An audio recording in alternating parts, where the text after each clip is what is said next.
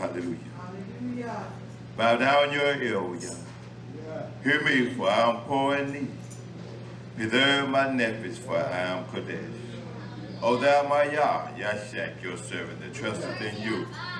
Be a seed unto me, O Yah, for I cry unto you daily.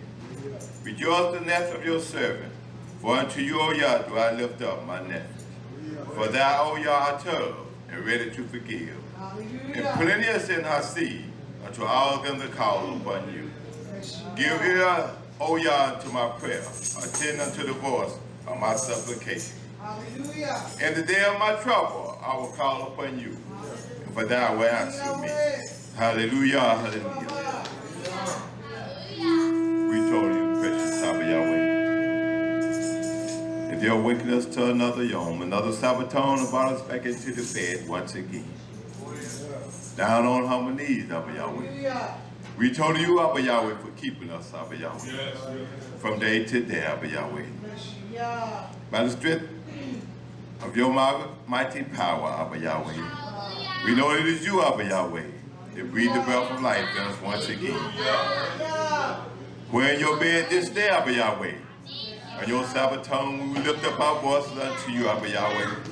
And our hallelujahs, Abba Yahweh. And they sing unto you, Abba Yahweh. And they play the instruments unto you, Abba Yahweh, giving back the honor due unto you this day, Abba Yahweh, and the dancing and the moving of our feet, Abba Yahweh, of all that you have done for us, Abba Yahweh, and still by your mighty power keeping us, Abba Yahweh, in the straight and narrow way, Abba Yahweh. Have your way in the midst of this house, Abba Yahweh. And we be fed the lesson, the bread of life this day from your Malak, your messenger, Abba Yahweh. And he feed your nation, Abba Yahweh. That it go to the ears, Abba Yahweh, in the area and the four corners of the earth, Abba Yahweh. So strengthen your nation this day, Abba Yahweh. Just to endure just a little while longer, Abba Yahweh.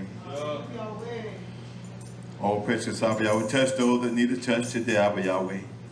Because we know there's nothing too impossible for you, Abba Yahweh. For all this belongs to you, Abba Yahweh. And only in you, Abba Yahweh, cometh our strength, Abba Yahweh. Because we know, Abba Yahweh, you said, Abba Yahweh, we could come to the throne before you boldly, Abba Yahweh. We know you're the one, Abba Yahweh. That in all our many sorrows and all our tears, Abba Yahweh, even the pain, Abba Yahweh, we know that you're the one, Abba Yahweh, to give us that strength, Abba Yahweh. Oh, we rebuke you this morning, Abba Yahweh, to know such a great King, Abba Yahweh. Oh, precious Abba Yahweh, we just told you of your greater heart that you had toward us, Abba Yahweh. That, Abba Yahweh, you seen, Abba Yahweh, a wretch, Abba Yahweh. But you said you wouldn't give up on us, Abba Yahweh. In that day and that time, Abba Yahweh. You said you bring us unto you, Abba Yahweh. We told you, Abba Yahweh, that you have upon your mind, Abba Yahweh. Oh, Abba Yahweh, we ask you, Abba Yahweh, as the Malak speak this day, Abba Yahweh. To bind up every spirit, Abba Yahweh. That he feed your nation and flesh on this day, Abba Yahweh. The Abba Yahweh, we make you mark here, Abba Yahweh. To receive, Abba Yahweh, to hold fast, Abba Yahweh. Oh, Abba Yahweh, the testimony of that precious stone that was shedded for us, Abba Yahweh. Oh, let the light shine bright, Abba Yahweh. Oh, Abba Yahweh, knowing that we're the nation that you have picked, Abba Yahweh. Oh, that light, Abba Yahweh. That we don't let it go out, Abba Yahweh. Abba Yahweh, we trust in you, Abba Yahweh. That we go on through this battle, Abba Yahweh, as a faithful warrior, Abba Yahweh. Give it back to you, Abba Yahweh, the power that you had toward us, Abba Yahweh. Oh, we believe this, Abba Yahweh. For this great King that we serve, Abba Yahweh. Oh, we know there's no one like you in the YHWH, not even the old Lamb, Abba Yahweh, could even be compared, Abba Yahweh, to you, Abba Yahweh. For you stand alone, Abba Yahweh. Oh, hallelujah, hallelujah. Oh, totally Yahweh, Yahweh. Yes, to know such a great king. Or to have the holiday he had for us, Abba Yahweh. Oh, we told you, precious Abba Yahweh. Let us stand to our feet, nation. Blow the trumpet in the mountain, Yahweh, and YHWH.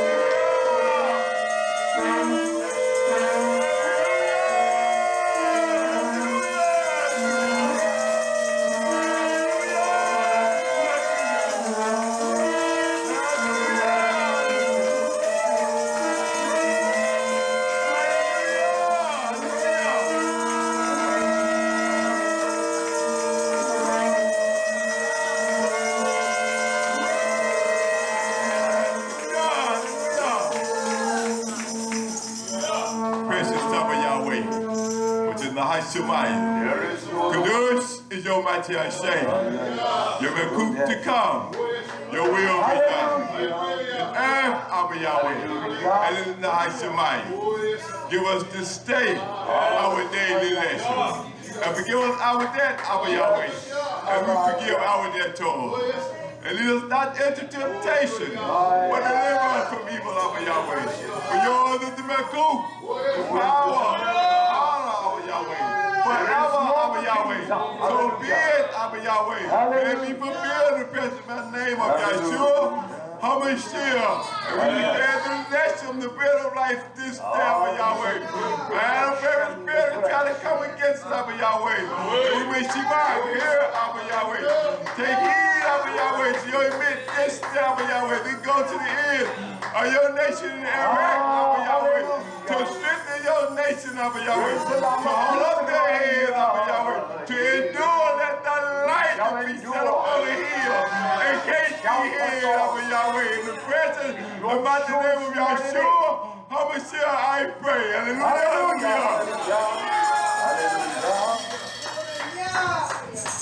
Hallelujah.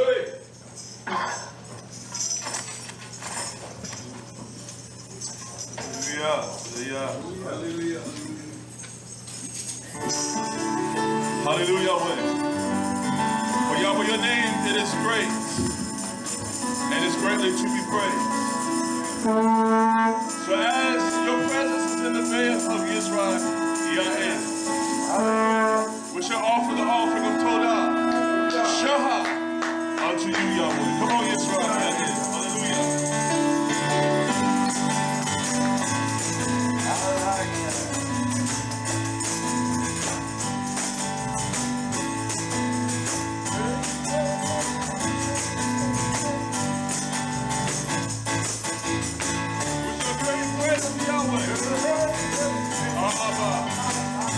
Come on,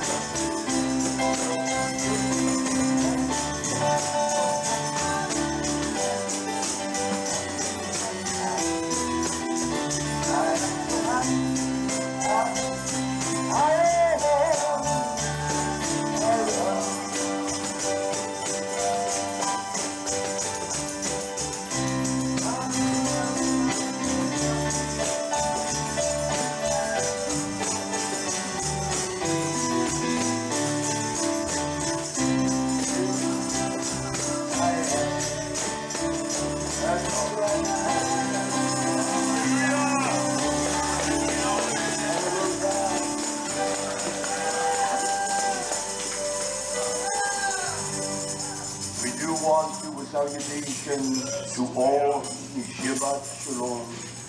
Yabaruch, Yibrach, and Yoshua HaMashiach. His Berekai and the blessings of his riches. That is knowledge of truth. These things that we see as material, that's what it is. Yes. It is all temporary, regardless of what it is. It's only for a moment of time. Yes. Then we shall see the power of his great excellence that has been denounced throughout the world, that no one really cares. No one in this generation wants to care. So again we say Shabbat Shalom to all.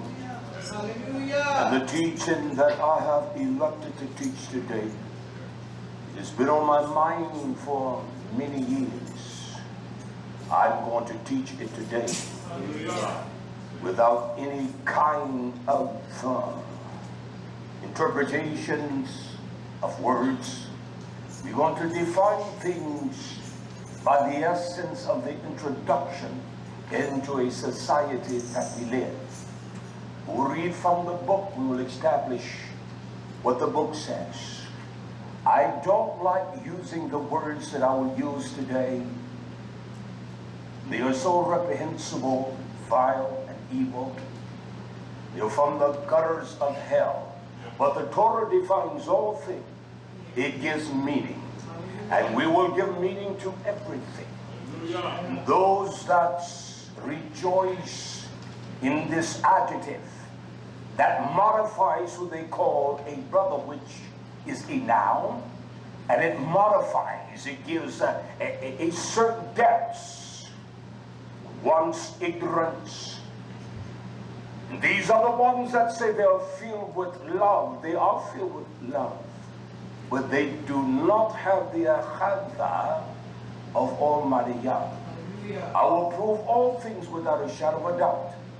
And if I don't ever listen again, and you'll stay away from me. I will leave these grounds. If it's not a preponderance of evidence, and that the Torah will adjudicate everything that says, I'm a liar, I'm a shyster, and that's what I am. I will not lie to us, nation. This is a generation that is going backwards. Yes. It's going backwards from the days that I was birthed and I was reared in. It's a violent, evil generation. We're going to see why. Hallelujah. There's a word that I want to. Let me begin here in the Asset Shilishia, Acts, the 13th chapter. Let us begin here. The writings of the Shilishim, the writings of their actions and their activities. Acts 13 verse 1. It identified those that were in the congregation, or the Beit Mikdash, the house, the place where YHWH dwelled. Now there were in the congregation that was in Antioch. It calls all of them now certain Navi'im, prophets, messenger. There were certain of them. And when something is certain, there is a particular quality and essence about something that is certain. There is no room to try to find an avenue to disqualify it or discredit it. There were certain prophets. And there were those that were certain of their calling, the election of Yah, the visitation of Yahshua. He calls them mores, those that teach the Torah. They break down every syllable, every punctuation, every word. We may comprehend with knowledge and understanding. We may have the wisdom to utilize that all that Yah commands us. There's a semicolon to indicate that it's vitally important to give independency after this, what that semicolon is. Yes. He said there was one by the name of Barnabas.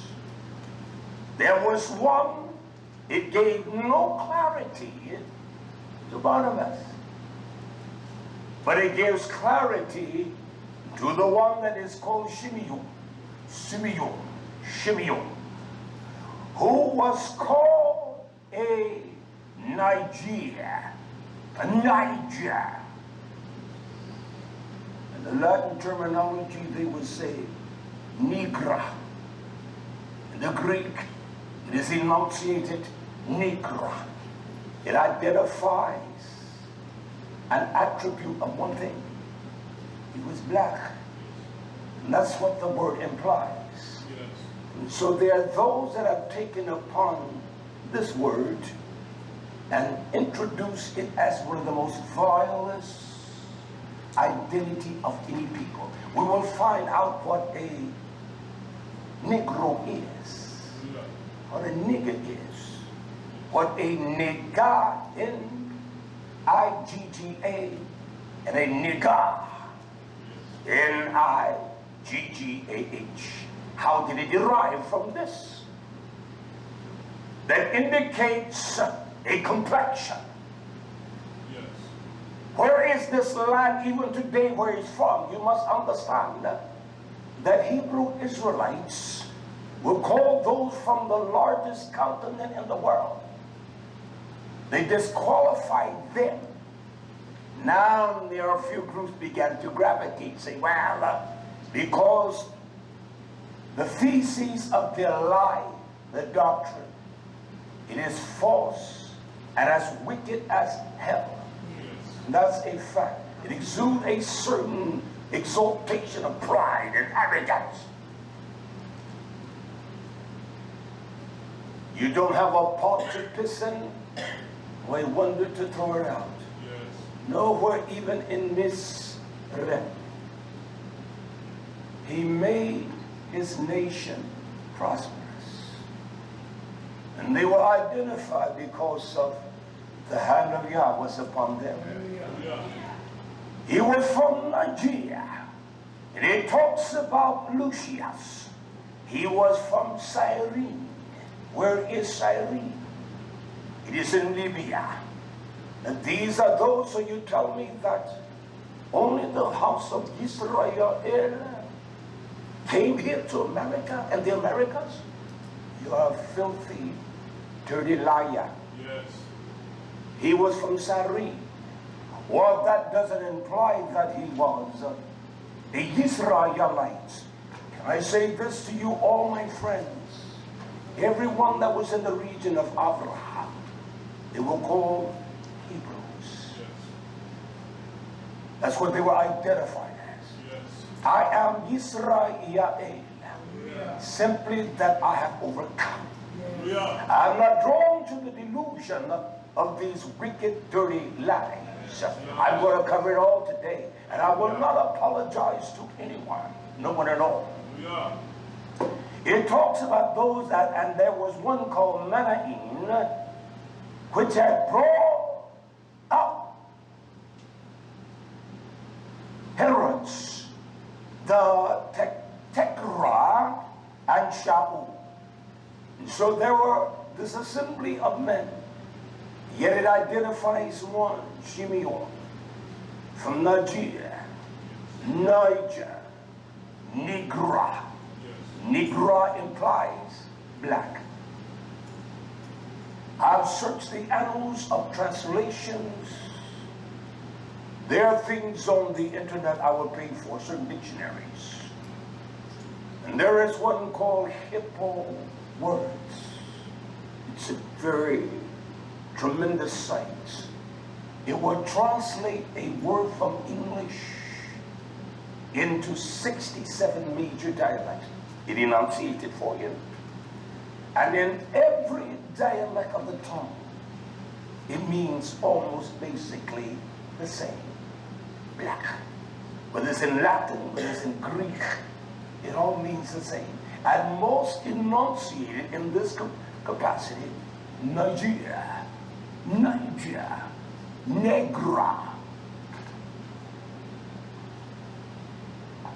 And so we have this, turn that one off, all right. We have this violent attempt to hoodwink the people.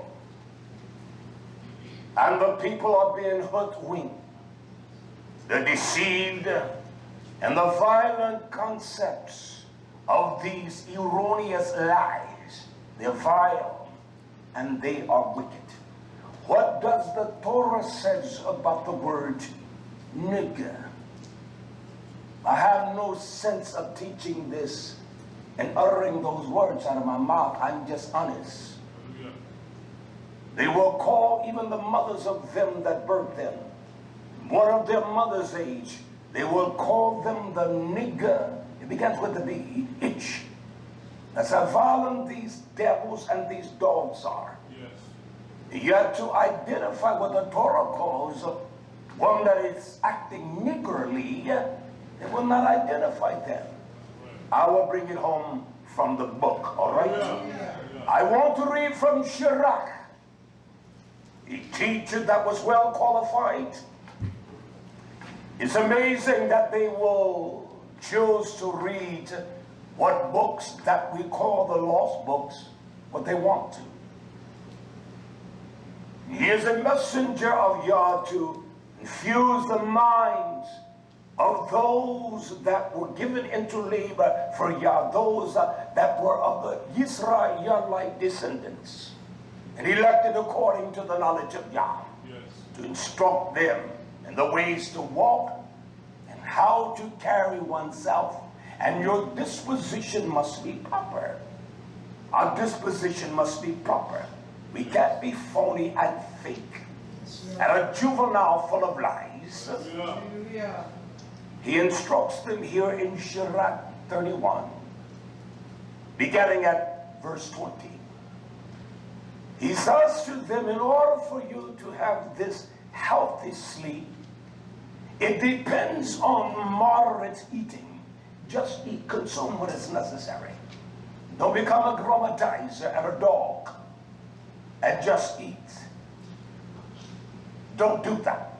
He said, depends on moderate eating. He rises up early and he feels fit. The desire of sleeplessness and of nausea and pain of the belly are with a glutton.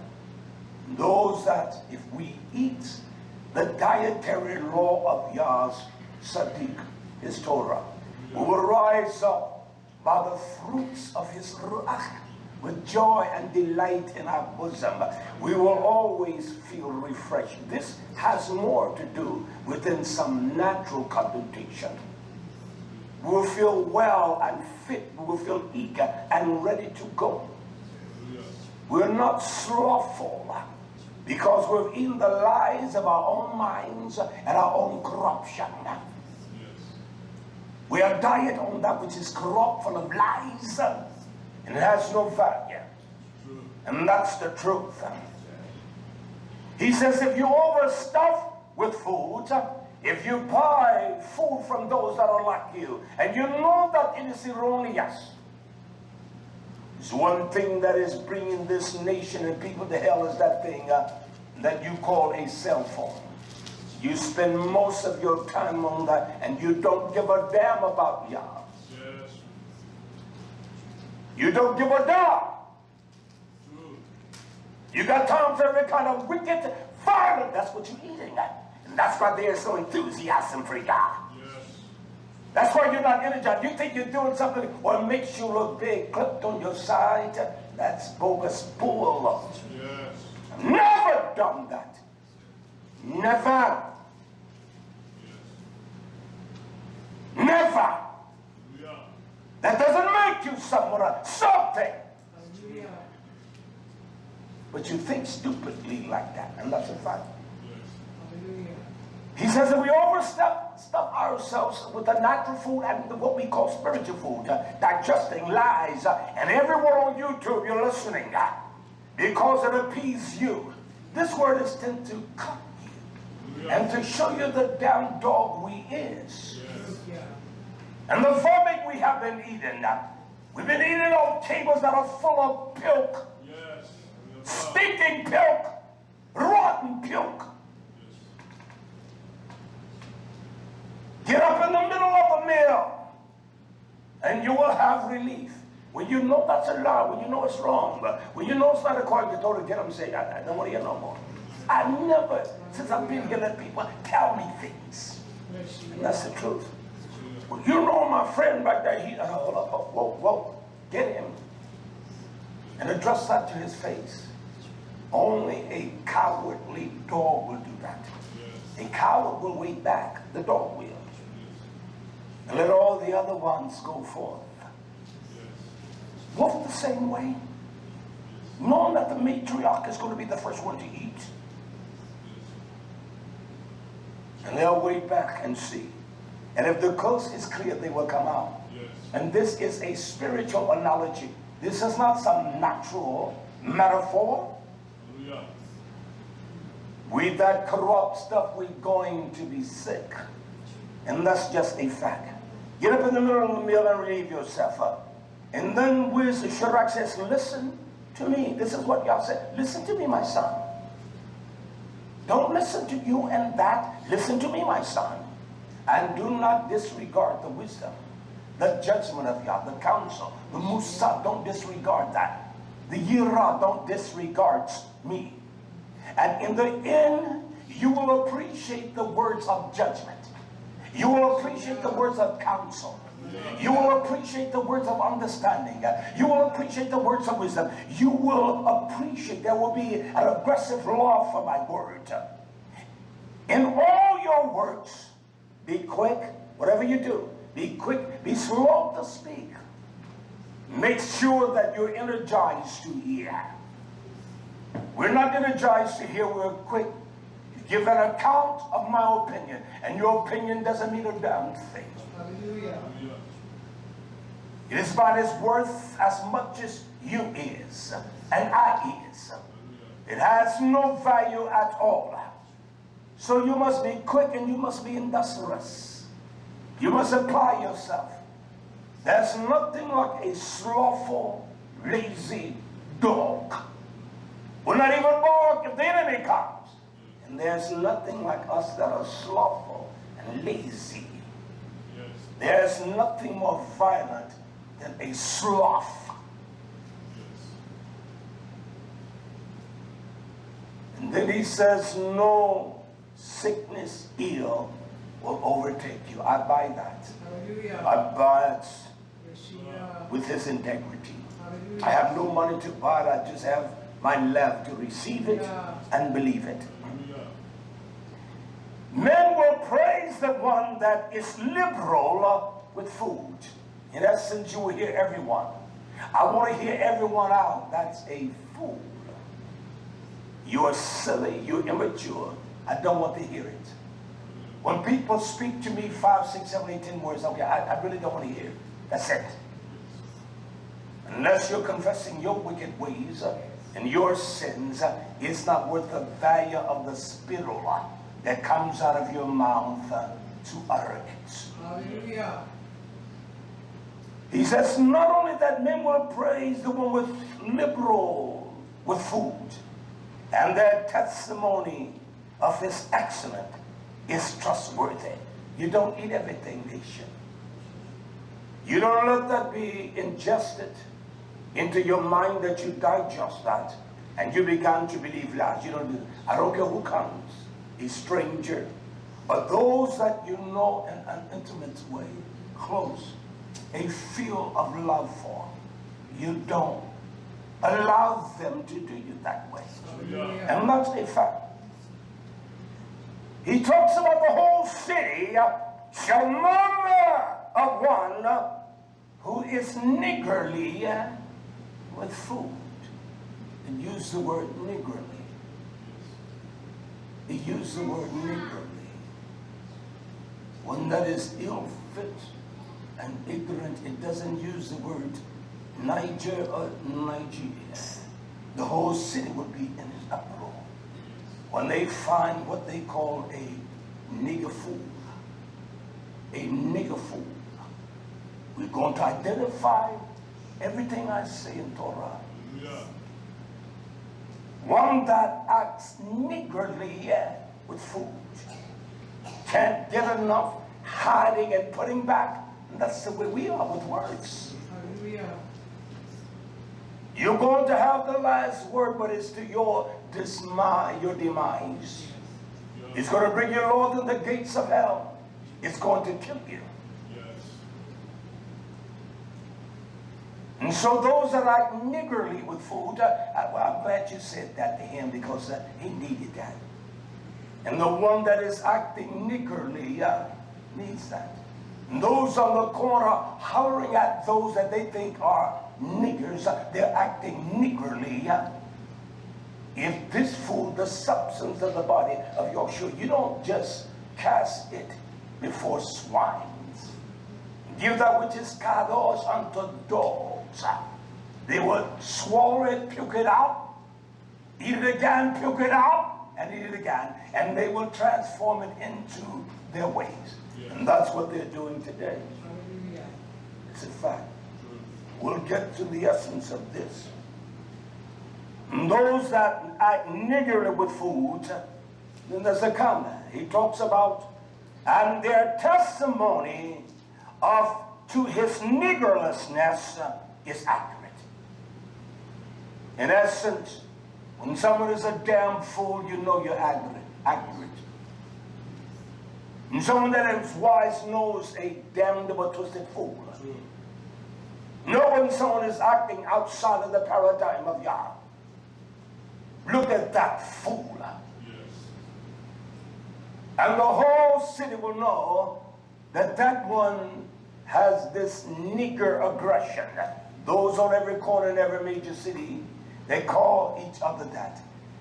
They are the representation of niggerly, what it implies. Yes. I will prove it by Torah. Hallelujah. I'm not proving anything by my opinion, but it's going to be simply by Torah. Hallelujah. And if I cannot replicate this word when it's defined, if I didn't have enough energy and love to teach you all this today, then I would have left off at that and just talked around that all day. No, I have a preponderance of evidence in Torah. Yes. And how the word is applied in Torah that you will never think it's that way.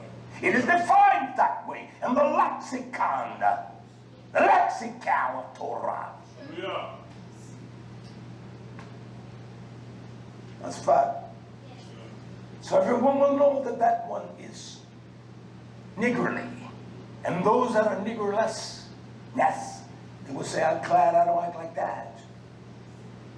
I'm glad I don't do it like that. Hallelujah.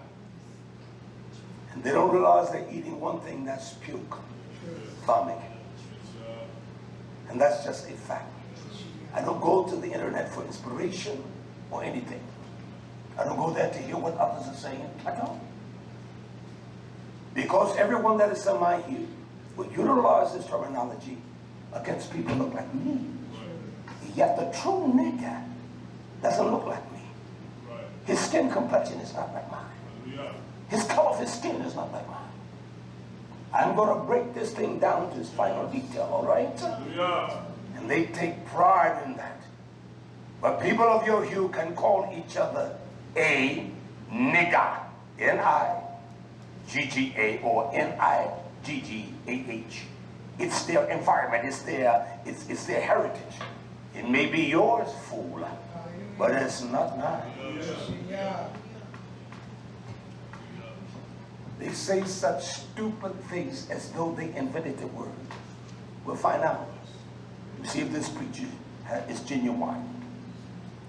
He tells us, do not be overcome with iron and wine.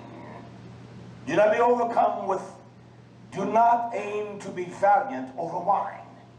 Do not in your own eyes like iron, wine the same iron, that you'll allow yourself to seduce you. No one seduces you like you. No one else seduces you. No one made you commit that sin but you. You can't blame no one. I don't care how ill they treated you, you cannot blame them. I blame no one for my corruption, my evil ways. I go right to the root of everything right here. This damnable fool, he is wicked. He's a corrupt man. I talk to me that way. You need to learn how to talk to you that way. That's how to talk to me and remind me the arrogance of our wine babbling. We drink every lie. We don't even know how to interpret truth because we love lies. Don't be fountain over wine, for wine has destroyed many. Well, I don't drink wine, but wine has destroyed many. You see, we got it all messed up. You're drinking every kind of water out of every kind of cistern. You're drinking wine out of dirty vessels and all. Out of your belly shall flow what? Living waters. And you brought up some of those vilest of waters. You made your own wine. You created your own wine. And you drink from your own wine, from your own lies, and your own corruption. That is the niggardly thing to do. I'm not trying to offend you, the people of YisraYah'ale. I'm trying to show us how we've been seduced with words. Just like this faggot, white boy Jesus, it's a lie. And these devils still honor that name. Damn Jesus. And the name as well. Long-haired hippie homosexual. By the name of YHWH, I deliver you.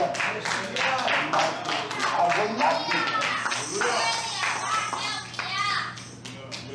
I will not give any credence to that. So don't allow your own wine to delude you. And it is not some drink of wine out of a bottle that destroys you. It is what you flow from your belly. That's what destroys you. That's the wine. And that's the one that causes you to act niggardly. And that's the truth. He says fire and water proves the temper or the temperament. It tempers of steel. It makes the steel strong. You put it in the fire, you let it reach a certain temperature, and you cool it down, not quickly but gradually. There's a process of cooling, and you do that, and the more you do it, it becomes refined, it becomes tempered, and so hardened that nothing. You put a blade or sharpening or a blade made from that. That's why a knife like that would sell for thousands of dollars. It's time consuming. And that's why it is the trials that try us. And we go back into that water when we know the trials are so perplexed.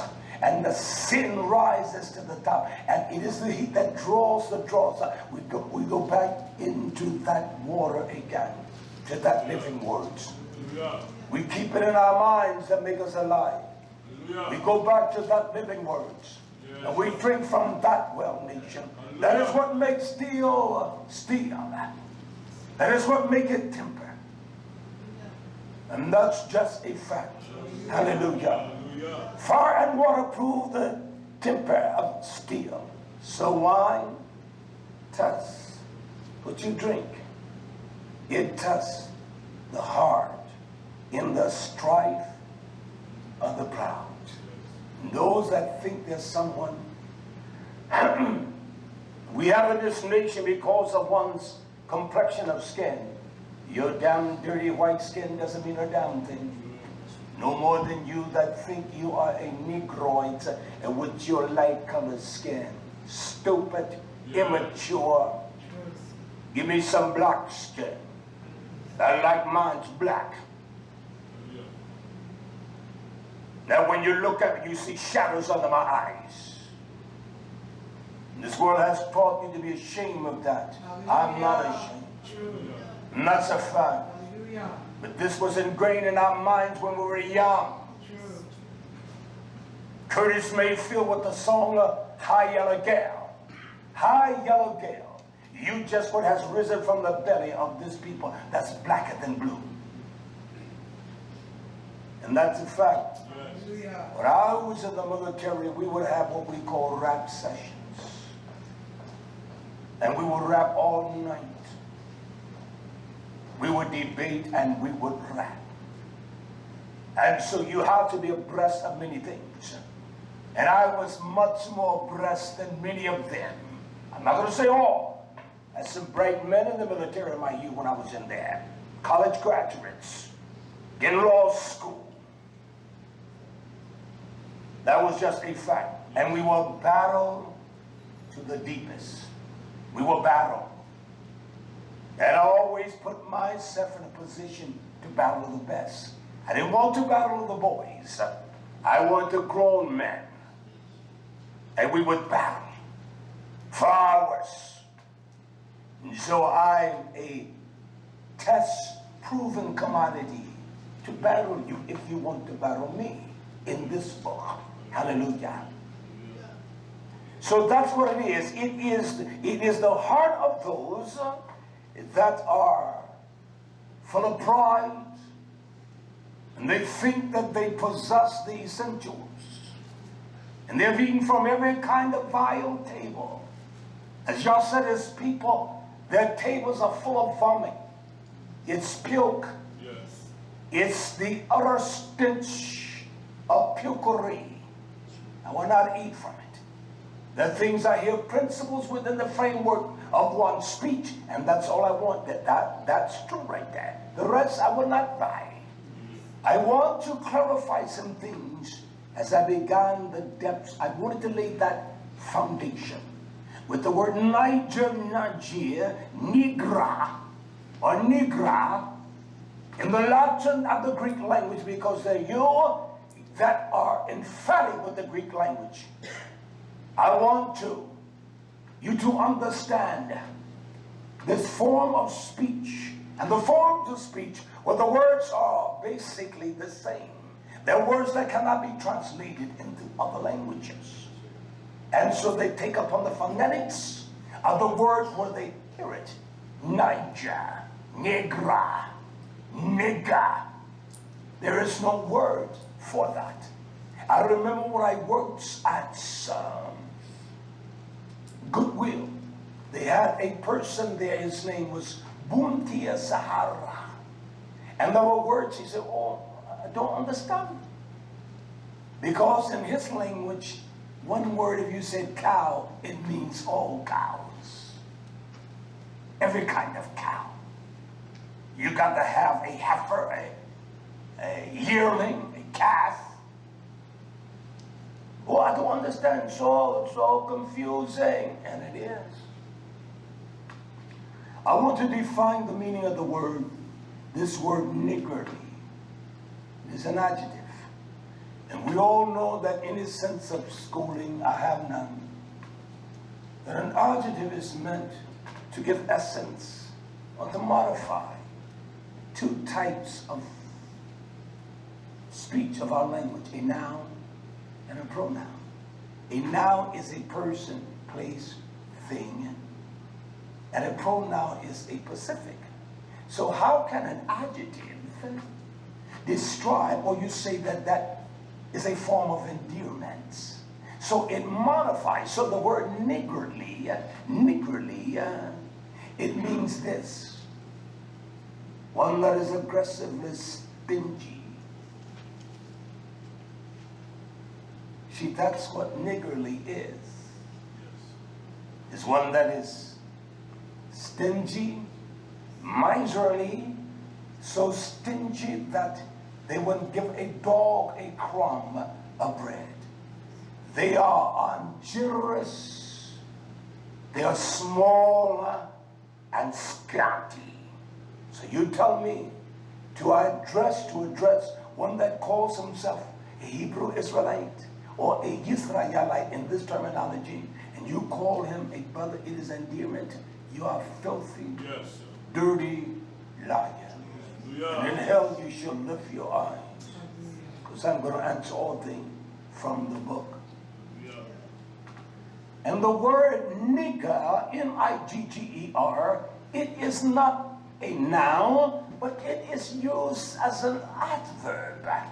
That's what it is. It means an excessively greedy, chintzy person. That's what it means. They call each other that. You raise hell with a white boy, you call Esau, call you that, and you call each other that. You will never hear these words from my mouth again. I must teach this. And that's what one is niggardly. They're chintzy, they're stingy as hell. They have no openness in their heart. So you tell me I'm that? When I see this damnable wicked world, Yes, you are. these greedy bastards like the Bill Gates, if there's anyone that is niggardly, it's them damn devils.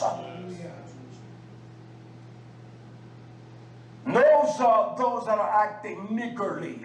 They're stingy as hell. Yes. Mr. Red Soap, work the people like dog. Now that's a real nigger. And that's the nigger. Yes. And all them bastard children of Mr. Walter, now those are real niggers. That's right. They are the niggers of the world. Yes. Yeah. You will never hear them calling a white boy a nigger. Cowards. Cowards. I'm going to bring it home. Just be patient. Yeah. I got it. I got it under control. Don't worry. I got it. I went to this website. It is called World Hippo Translation. Word Hippo. Just like Hippo. H-I-P-P-O. Yes. Word Hippo. It has a tremendous scholarship of words. And so when they send me an email and say, listen, we need some assistance, or you must accept ads. No, no. I do with Wikipedia. I will send an offering. I do. Because I want that open to me. There's some great scholarship on Wikipedia. That no one kidding you. And there are plenty of lies on that. You must balance things against the scholarship of others. I don't know these people. You don't know them. And so on word hippo, the word which is Niger, it is from the Latin word. It's even in the Greek lexicon. It will tell you Latin. Latin. Nigger. Nigger. Which is simply black. Black. That's one of the pronunciations to identify the words. It is simply black. Yes. It is a modifier. That's what it is. It modifies the thing. The person was black as tar. But that's what the word does. Has no implication or indication that it is derogative or demeaning. Yet you call each other that, and you tell this. I have seen those that would tell white people, well, it's a nice word. What are the elements of the word that they call you? And you say it's nice. I will not buy it, and don't call me that. I want to show you the Latin word that carries the same meaning as negra, nigra, or Niger. These are the words. It is a dia. It means black. It depends on the sentence syntax, how you use it. How you use it within the framework of a sentence. Not only that, it is Negros, N-I-G-G-R-U-S. Negros, Negros. And they all imply the same meaning. But it simply depends on the context. I want some black paint. Well, you will not say, I want some Niger paint. So that's what it implies. And not only that, it is frivolous. Frivolous. Now, there are quite a list of them, but these are the ones I wanted to introduce to us. That simply the word implies, has nothing to do with one's learning capacity, And that's what the word nigger is. You're an ignorant, less than human quality. Yes. You are a jackass. You are fool of fools. I've never liked that word, even growing up. When I was growing up, we wanted to look intelligent. And so when there was one that could elaborate on a subject or articulate in a fashion, you liked that when you listened. We never talked. And those that were older than us could talk. We did talk. When I was 17, 18 years old, man, 20, 21, you listened to him. And that's the way it was. That's a fact. That's the way it was. You tell a 17, 15-year-old kid something, don't even try it. Hallelujah. Hallelujah. I want you to understand that Simeon, he was from Niger. There's some that enunciated Nigeria. I want to give you an identity, and the same people that identify with Hebrew Israelitism that will tell you that the dirty stinking Africans. They're dirty, they stink. Yes. They have no inheritance in the kingdom. How in the hell do you know? You don't know their lineage. No more than you, jackass on the corner, can go back at no more than 2 or 3 generations. Many times you don't know who your daddy is. And you don't know the degree of his heritage. True. You don't know if it began with any Esau, as you would say. You don't know that. You can't tell me where your great-great-great-granddaddy is buried. 95% of y'all cannot. I know I can. Hallelujah. I don't know him. I never met him. And those that are privileged to have been around with the elders of that generation was alive.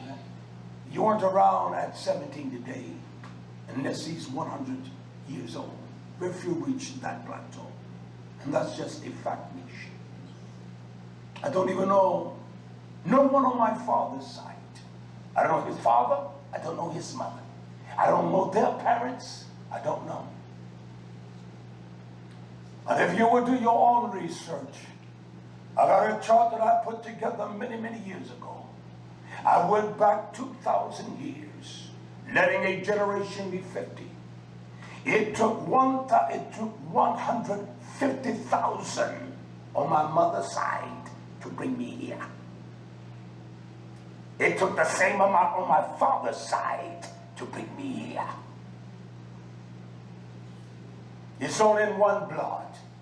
And that's the dam of YHWH. And they speak to people that are profoundly ignorant. So they hoodwink them. They all talk alike. Hallelujah. Hallelujah. So Niger, a republic of Northwest Africa, formerly part of the French West Africa. And that's what it means. So that's what Simeon was. Was it African? Was he an African? Hebrew Israelite? Was he African? I know one thing. He was a Nobi. He was a prophet. He was a teacher. And he was a certain man.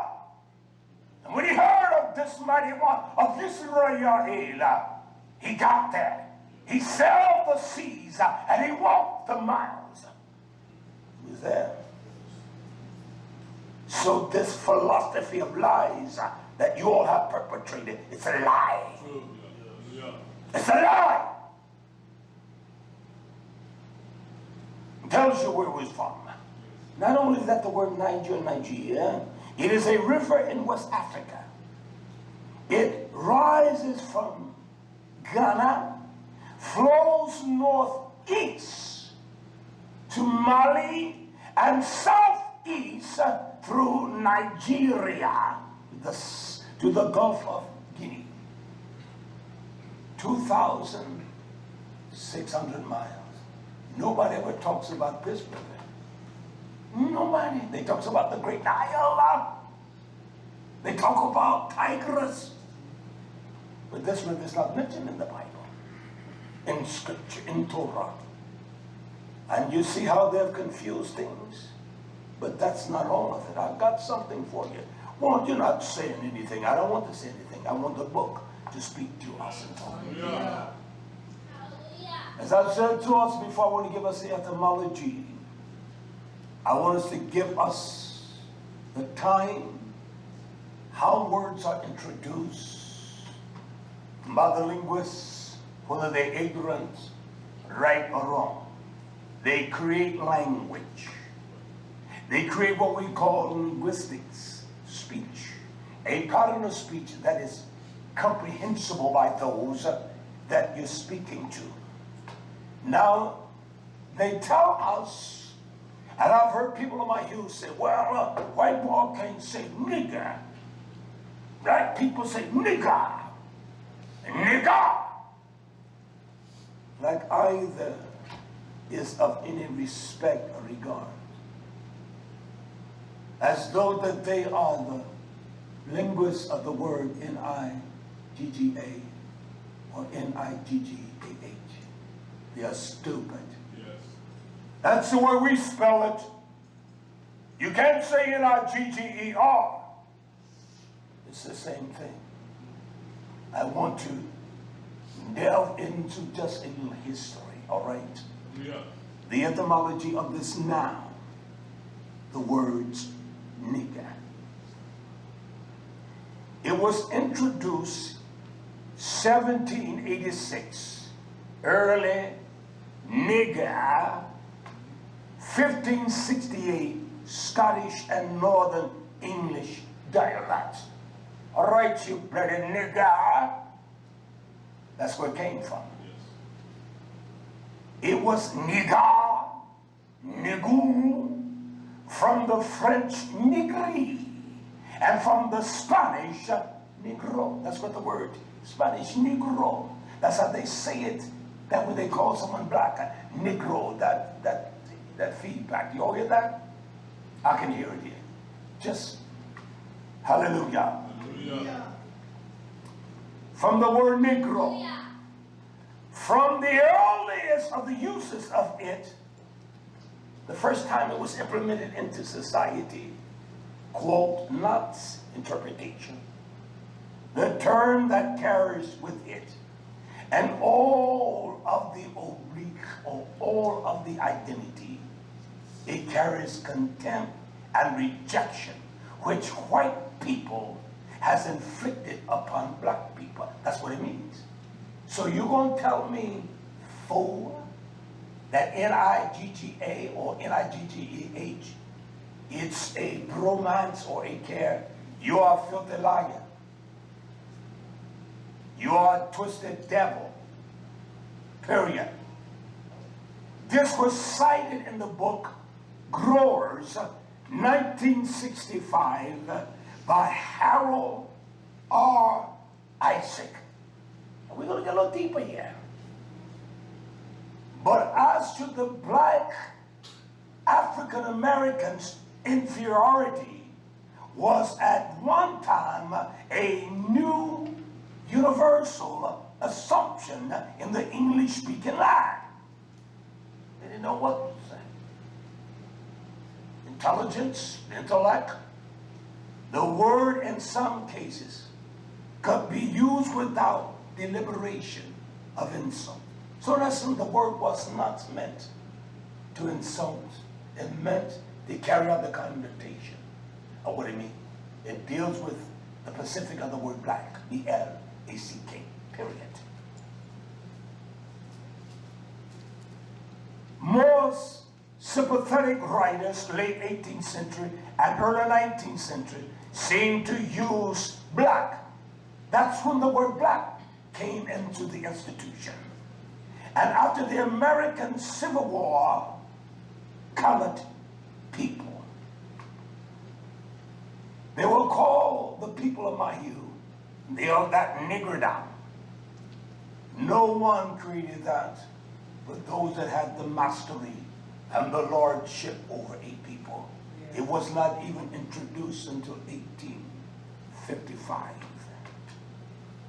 And the word nigga, you ignorant jackasses, N-I-G-G-A, you fools. And the word nigga, N-I-G-G-A-H, these are not my words. Nigger, also nigga, it was introduced in the dialect of this English vernacular in 1925. For what reason? Representing the U.S. Southern pronunciation.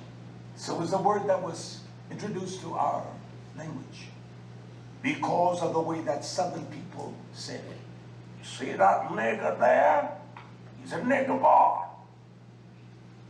Niggers. It had every indication of a derogative, less than human being meaning. And for you to say you're Hebrew, and you call them brothers, and you call them that, a word, I don't care how you spell it, fool, N-I-G-G-A, because of the dialects or the tongue or the flatness of our tongue within our mouth, the way we speak is different. The enunciation of words, we tend to break them off. And so the word was critical within the language of Southern people, Southern whites. And so they called them nigger. Look at them now, nigger. Pack of niggers over there.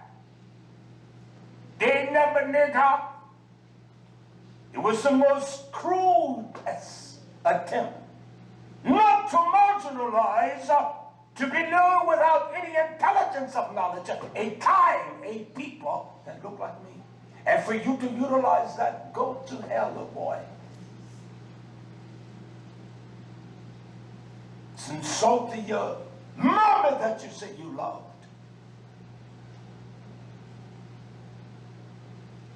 This is history. Oh, I'll get back to the Torah. Don't worry. I got it. Hallelujah. Hallelujah. Hallelujah. The words nigger, because it is transfused, the Latin, the Greek, all of that is transfused together. And most languages, they take elements of other languages. Just like the word Holy Ghost, that wicked thing. In order to understand the concept of a ghost or holy, they had to go to the translator because they could not translate ruach, ruach. They could not translate the hachodash. They could not translate that. So they go to the language that we call the Sanskrit. The Sanskrit.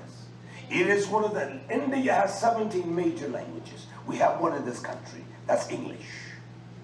Spanish is a secondary. There's no other language that predominates this country but English. Yes. And there are dialects and forms of English, but that's the only language of this country. So the interpreters could not digest these words, that they were foreign to their intelligence. So they said, I'll tell you what, let's look for an identity of this in the language called Sanskrit. And if you look in your Merriam-Webster and any form of dictionary etymology, you will see that S-A-N-S-K-R-I-T, Sanskrit, is the language of one thing in the Indian culture. And it is the language of the gods, the Brahmas, and the religious construct. And so in order for them to translate Ruach, they had to go to the Sanskrit language. And what in the hell does the ghost mean in the Sanskrit language? So they qualified at that by saying that some imperative there. It is something we don't see. It's something that moves by its own life. And these are defined by a religious construct. That's why we can buy the white lies, the white Jesus, and all of the damn lies. It bewitched our minds. And our parents were ignorant, they didn't know. Because if a man stood up like me talking like this, they would have lynched him from the trees. And those white people around, they would have sent cards to everyone and saying, look at that nigger bun on the tree. They did it. You can say what you want to. True. You cannot expunge history. It is the truth. Hallelujah. And that's just a fact. And I will not apologize to no one. Yeah. I don't care who y'all listening. It makes no difference. Let me rush through this component of this. Because I searched the word in the Latin, I went to Latin dictionaries and then I examined the word. As I said to you, the word, this is what it implies. Nigger. Nigger. It implies black, dark, pitch black, swarthy, dusty. I remember the parents would say, he dusty looking. When you were ashy, as they would say, you'd have no grease on your feet. Boy, come on over here. You look dusty. They put some grease on your face. Dusty. And there's an indication here as well. It is called unlucky when it's used as this adjective. It is called bad. That this is what? The word nigra. Nigra. And so when you call someone that, when you say nigger, you're not utilizing the definitive of that. Right. You're using a southern dialect, a word that was created here in the South where I am, Jefferson, South Carolina. It was the most degenerative and derogatory word toward people that looked like me. So they called them nigger. Come here, nigger. Yeah, you nigger boy. What do you want, nigger boy? That's what it was. You to carry that same kind of violence, vile attitude against one you call brother, go to hell. Yeah. Bless you, God. You will call the daughters of the women of my hue, you will call her a nigger bitch. Your mama looked that way, fooler. Yes.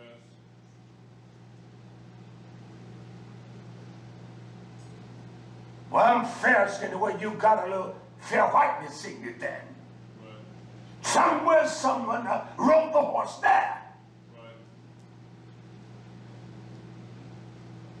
I mean, just what it says. True. The same thing in Hebrew, the words whiteness, yada. You would say someone is black is hoshach. Yes. So don't give me your boy. You're not dealing with a little boy. Now, these are the kinds of meanings that we will discuss today in Torah. Yeah. It means one that is unlucky. I despise that word. Yes. Bad. It means wicked. And that's what it implies. You would imply someone is wicked when you use the word in Latin. Impious. When you use the words malice, just almost like malice, isn't it? Yeah. Malice.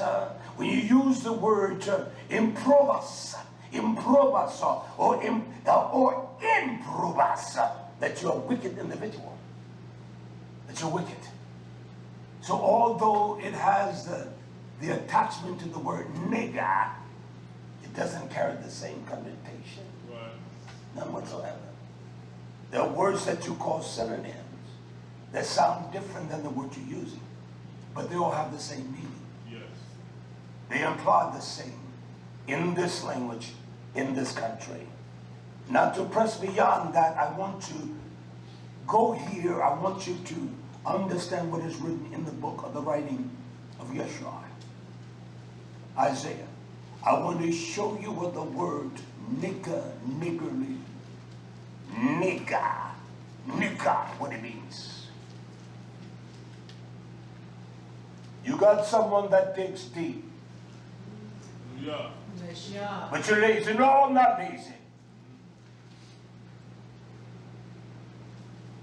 Get up in the morning at 4 and take a while. Yeah.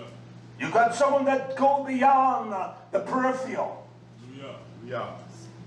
and just read something. Yeshaya Isaiah, he speaks in the 32nd chapter, one verse I want to read. Verse 5.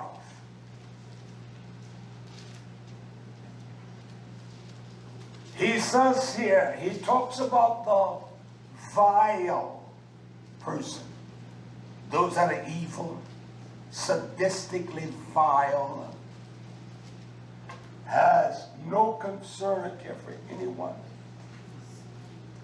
He says a vile person. You all said someone is sweet and you know damn well he is not kind. You know damn well she is not sweet. He calls them vile. He says a vile person shall no more be called liberal or kind or caring. That's where they get the term liberal from, that you care. And those that are liberals, they don't give a knicker's worth of dog's meat about anyone. They should not be called liberal. I'm a student that I examine every word because I want to see. I will understand what niggerly and nigger and all that mean. And then I began to define every aspect of it. And then I began to search the Torah on the aspects of what the word means. Do you understand? So it takes time. You need dictionary over here, dictionary over there, and something over there. That's how I do it. He used a word here. He said, no, the kilai. No, the kilai, the shore. What is that? It is a person that kilai is a person that withholds. They're greedy and they're selfish. That is what kilai, that's what the shore is. It tells you the one that does that, they're niggers. And that's in your lexicon. They're niggerly. That's in your lexicon. Yes. It's in your lexicon. The other ones that are niggerly. And so I can go back to Shirach and see what he says. Those are the ones that are niggerly. Those are the ones that are the nigger. They hold back. Yes. Hell, I don't have nothing to hold back. Hallelujah. There's nothing I have that the population of the world can benefit from in the sense of wealth, Right. personal possession. I don't have that. But that's what the word sure or key like K-E-Y, key, the door's open. But you know when you open that door, and L-I-E, kilai. When the door is open, when their wickedness is open, actually it's going to just bring out lies. You will understand the niggerly or niggers, NIGGAH, NIGGAH. You will understand the very essence of them. I will prove it. I will prove it. Yes. I will prove it. But you're just saying that, no, it's by astuteness of study. That's how it's done. I said to my imam, I said, oh, I am so sore. From what? He and I was planting the other day, and of course his aggressiveness is not like mine. I got to reach over every bed, I got to do. And I said, I'm sore. I realized that's what he's sore. Feel it right now. You need to exercise, boy. And get hot, I can do better. Don't have to do anything to perspire. Just walk out there and do it. So the word kilai is niggerly. It's the attitude of a nigger. Yes. And a nigger is one that is ignorant, empty, without any knowledge. I'll search the ramification of the word. That's what it is. It has nothing to do with me because of my skin hue. Right. But people say, well, you know, they're niggers, but I don't mean, or when you use the word nigger, Right. you're talking about my kind, the people that look like me. You're not calling no white man a nigger. All I've heard white people say that. I heard them say right in this place in South Carolina, he ain't nothing but nigger white trash. I've heard white people talk like that. They're nothing but nigger white. What the nigger down there? It's just some white niggers.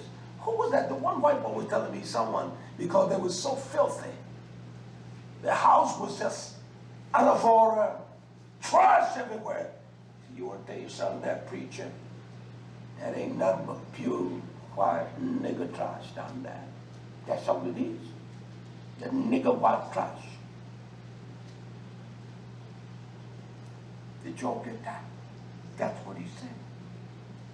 It's amazing how people would trust my presence. I've had some white boys that say things to me they would even say with white people.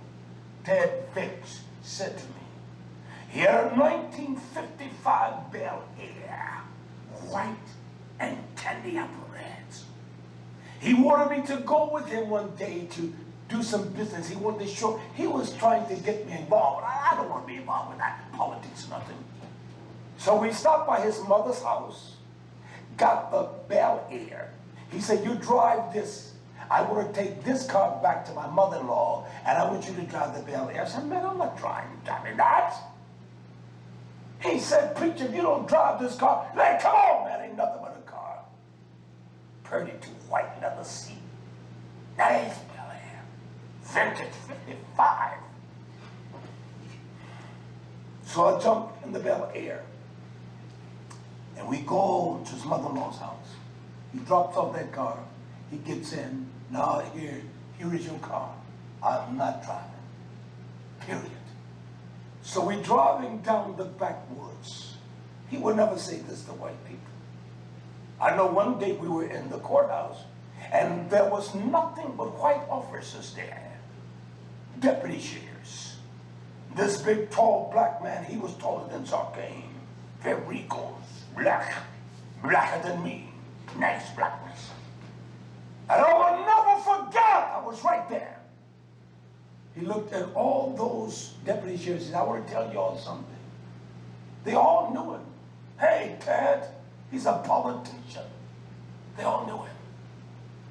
He said, can I tell you all something? He said, I want to tell you something, all of you. He said, that's your next sheriff right there. It was so quiet you could wrap this old cotton. And I watched them all. You could see the jealousy in their hearts. He said, that's your next sheriff right there. And as we walked out the courthouse, he said, preach, I want to tell you something. We need a black sheriff. We need someone. We got a judge here, a white judge right down there in Paisley. He's still judge. He said he doesn't even have a high school education. He's a high school dropout. He said, I introduced a bill to the House that you must have a certain degree of education to become a judge. He said, no black man could ever do that. They would never. He's got to be a lawyer. He's got to have this doctorate and all. He said, they will never put a black man. And as we start driving, this is what he said. I don't give a damn how you feel about me. He's driving that Bel Air. Beautiful ride. Nice. It's a nice old car. I wouldn't have it. If I had it, I would sell it. Make some nice. I would just put it back, cover it up. And these times I would sell it. Someone would buy it. We're going down those dark country roads. He was the one that was the owner of the property where my they bought. Him and Jerry. They paused. They will purchase things together. Jerry was nothing like Ted Fitch. We're riding down the road that day. I never forgot. I'm looking at him. He's driving. He hit the steering wheel. Whoa! That's how he hit it. Hold up, my boy. He hit it. He gave me $3,000. This land across the road when we bought it. He brought me a check for $3,000. I said, I tell you what, I'm going to deposit this, and I'm giving you a check for $3,000 for that piece of land down there. That's how it went. He hit the steering wheel that day, and these are the words that came in his mouth. He said, I want to tell you something, preacher. Black people are not like white people. They're different. They're different. He said, watch the white politicians go to their churches. Take 10 minutes just to get their votes. He says, there's not one black church I've gone to that I didn't stay through the whole service. I came for your vote, but I came to be a part of it too. He said, when I won in the State House, he's a Southern Baptist preacher. He said, I didn't go where I belong, because I know those black people put me in power. I went to them. And he said, I'll get you all the money. I said, I want a damn thing. You can't give me one damn penny. Yeah, I said it like that. The Baptist preacher. You can't give me one damn penny. He was always trying to do something in that way. I don't want $1 from the government. We're not taking a nickel. We don't want no foods that we want. Nothing. We're not a 501c. Many of these devils are. I said, we don't want a nickel. And I will not take it. I said that to him twice. But I told others about him. Mr. Leroy up here, I want to just interject this. Y'all just hear. And he said, man, I need to get this done and this done. I said, Leroy, who did you vote for? He told me who he voted for. I said, call that thing. He said, I didn't vote for him. I said, man, call him. I say he's a genuine man. And he was. That's why these damn Southern Baptist hypocrites, he tried to be aggressive with the woman, and they kicked his ass. He had to go all the way out to the Outer Banks, his shame and all. That's where he lives now. And the man that did our well, he wanted to denigrate him. I said, hold up for a minute. I said, I want to ask you something. Your Baptist preacher, he never talks about that. What happens? I say, you're nothing but a bunch of damn hypocrites. This is the man he put in Zakim Biddle means well pumped. He's done the work here. I say, you're nothing but a damn bunch of hypocrites. This man failed his lust, and you castrated him, and you cast him out. Tell me what you've done. Oh, you talking about your wife being fat, she's lazy and that. Tell me, jackass. You're on our land. I ain't talk the way I talk. You're not going to tell me how to talk here. And when I went up and down in that white boy, he couldn't say nothing. Yeah, you're right about that. I said, you did dead wrong. I said, I wouldn't have done him like that. He fell. He didn't even have no engagement with the woman. I said, he fell. And you all wreaked all that havoc on that man. Mr. Leroy called me back and said, I stopped by. I used to stop in. When I would go to Jefferson, Mr. Leroy said, I see what I did. You know what, preacher, I want to tell you something. What's that for, Mr. Leroy? Give me some of that because I put that. No, I want some of that. He said, Ted Vick is the real money. Make me change my mind next time about voting. I told him he would not get one damn vote from us down here. And I meant that. I thought, we're not going to vote for you. You vote for nobody. And this is a generation that's not honest. You understand that? They're not honest.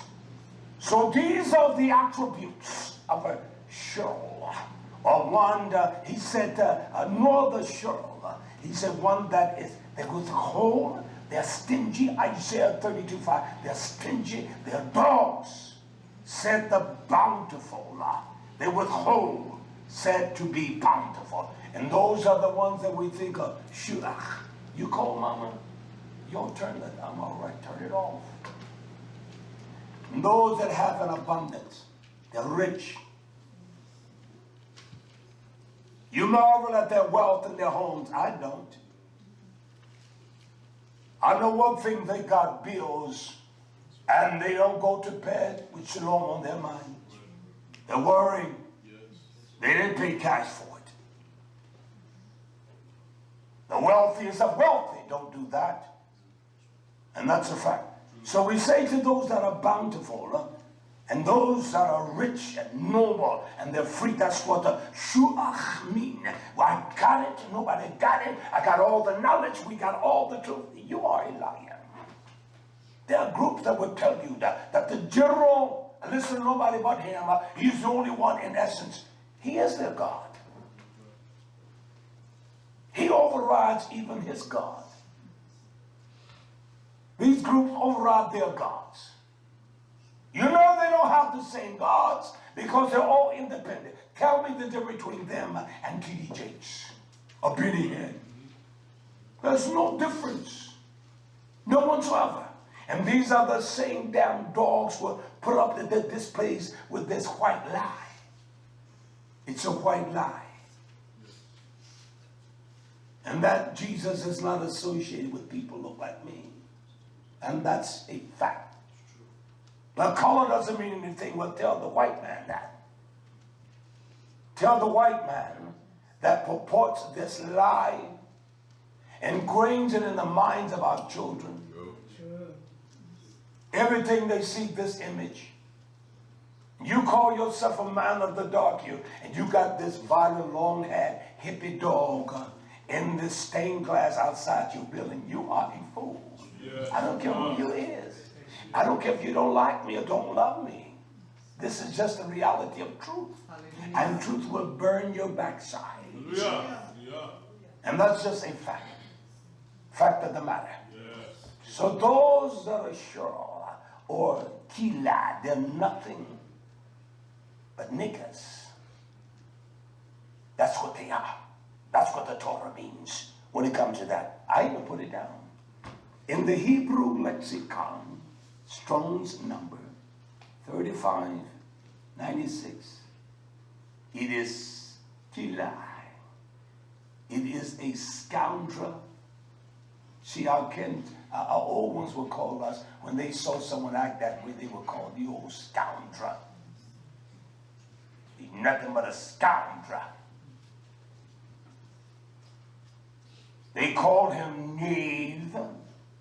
And a knave is an unprincipled person. They have no principles, or a scoundrel. They have no principle. Untrustworthy. They're dishonest in the sense that they withhold everything niggerly. They're niggers. Yes. That's what a nigger is. Man that looks like me, he has nothing like me. He hasn't kept me from getting nothing. And so you address him as a nigger. You are less than that. True. You're not even a decent dog. Yes. You can search this. I gave you the strong number. You look at it for yourself. You don't have to believe me. That's what it implies. You should never call one that is of YisraYah'ale something that is so deep, meaning of that derogative state. And you must come to justice. This must be heard, that you can rid yourself of your wicked, white, dirty ways and your black, stinking ways. Yeah. Like you better because of your dirty white skin. Bull. I don't repent of that. You're more intelligent. You think that's so? You don't have no intelligence. You couldn't even tell me the vast majority what a syntax is. You can't tell me a sentence construct, what it consists of.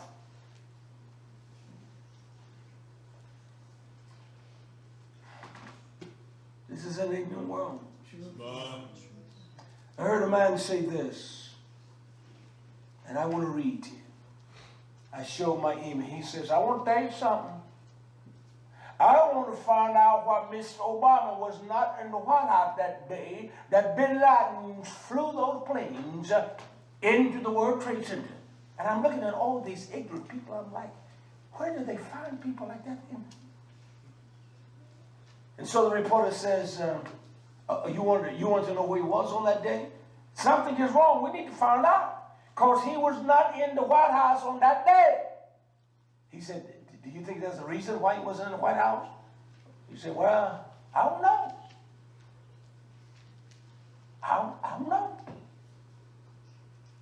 So you think he should have been in the White House? Yes, sir, he should have been there. Mr. George W. Bush was the president at that time. I remember when it happened, 9/11. I know exactly where I was, I can tell you. Can I tell you where I was? I know lots. I went to Lowe's to pick up some things. And as Granny would say, I snuck in over to that Dairy Queen. And I got me one of those banana boats. I got me a banana boat. It cost $3.75. I had it. And I was sitting there in that old blue pickup, eating on that boat with the radio on. And that's why I called and said to all of you, I want the children to see that. Right. I was eating a banana boat. That's what I was doing. Yeah, I stopped at that Dairy Queen. I would stop there about once every 6-7 months, get me a banana boat. But that's what I would do. Because nobody went in there, but they would fill it up. You get extra on that thing. I want all of it. And I sat there and I was going to eat and sneak on back here. That's what I did. I didn't tell you all about the banana boat, but that's where I was.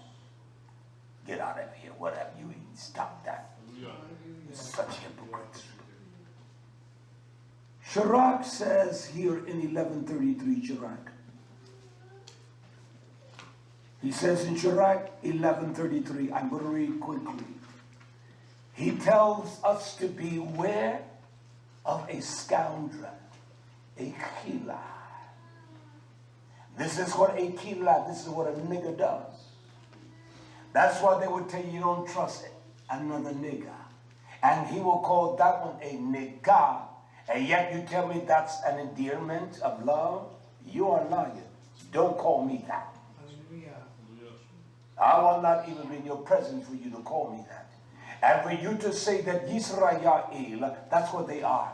And you do some of the most corrupt things on the face of the earth. You rape the daughters. You rape the women of my hue. You tell them you marry them, give them some piece of dirty, shasty piece of paper with your dirty, stinking handbit on it.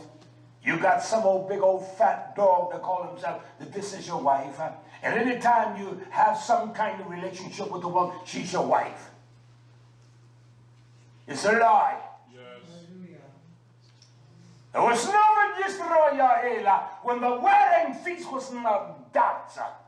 And it was not performed by some jack fried devil of a dog. The whole city shut down. I'd be glad to have one like that here. That we shut down and eat and feast and dance. Have me dance. How about that? Have a wedding feast and rejoice and dance. The Kohan and these damn dogs are nothing but committing adultery and fornication. That's all it is. And that beast out there in Tennessee, that devil of a dog. There's no way that I would traumatize my wife 40-some years and say I want something young. For what? How stupid am I? What can I do?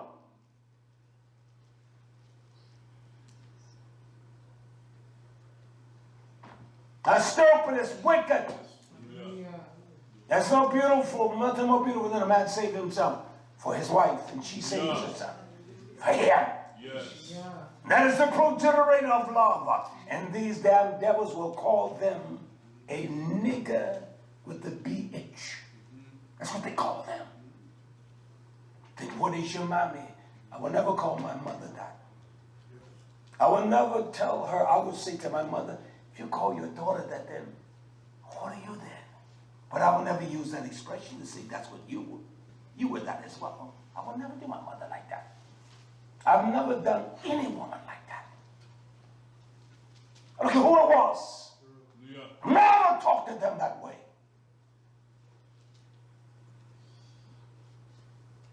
Fact of the matter. Yes. Because I thought I could get fly with the best of them.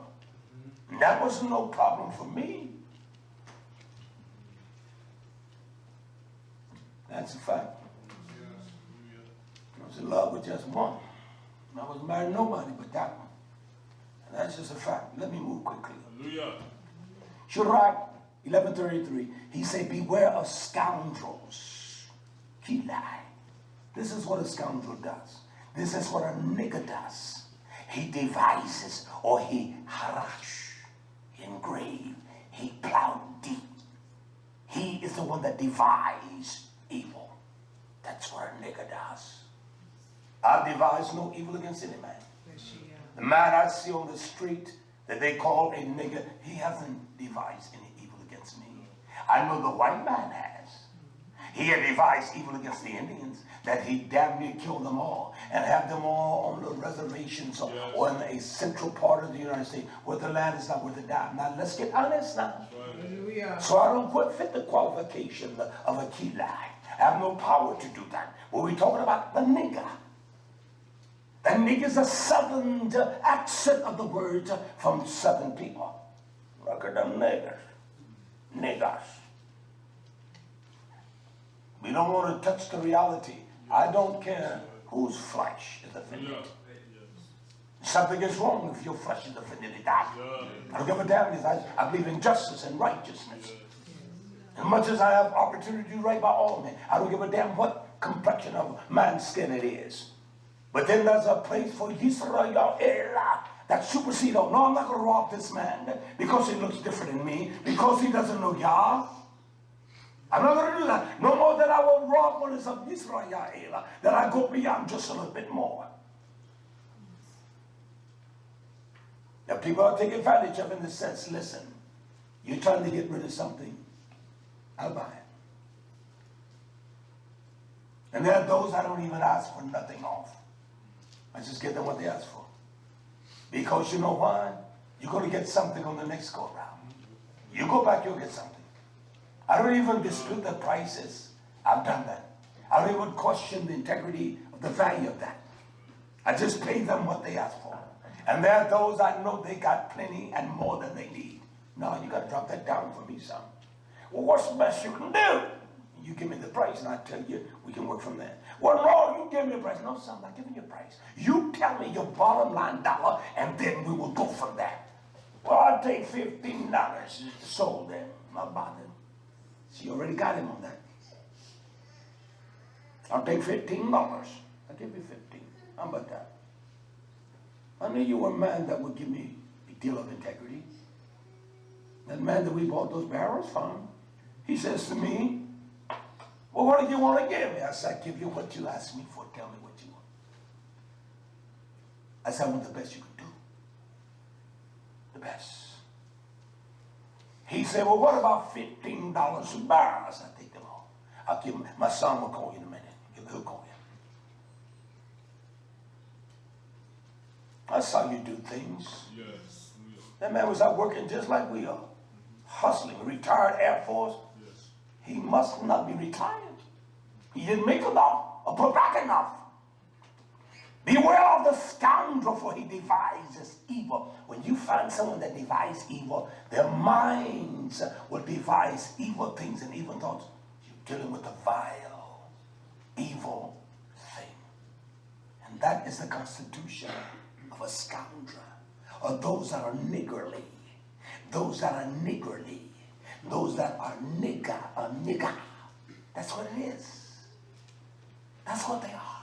Has nothing to do with the ignorance of one's stupidity to think that he can speak or say that to one and to denigrate. And anytime you use that word against someone, you're trying to denigrate. Yes. You're trying to denigrate someone. You never use that. And as I said, you will not hear me. I don't even use that in my house. I don't even talk this way. And it took some time before, because I don't like the word. True. There are words I don't like. I don't even like that. Don't say that, sir. Don't say no. Don't call them that. True. I don't like certain things because I know it's not right. Yeah. And that's a fact. Yes. Hallelujah. He said, least he give you a lasting wound. He's going to bring a blemish on you. He's going to bring a bulge.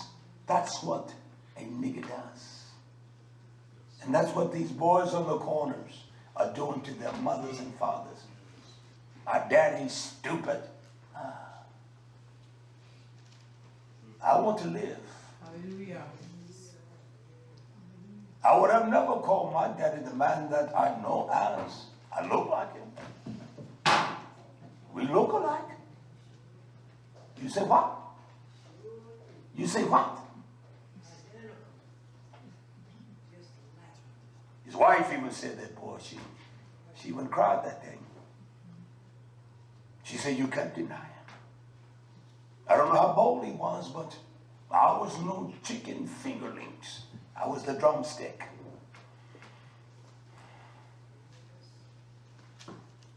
But I would never say that. I didn't even try to impugn him and say, you never give me a pair of shoes. You never gave me. I didn't do that to the man. And I let him know, I don't even know the circumstances. Don't even want to know.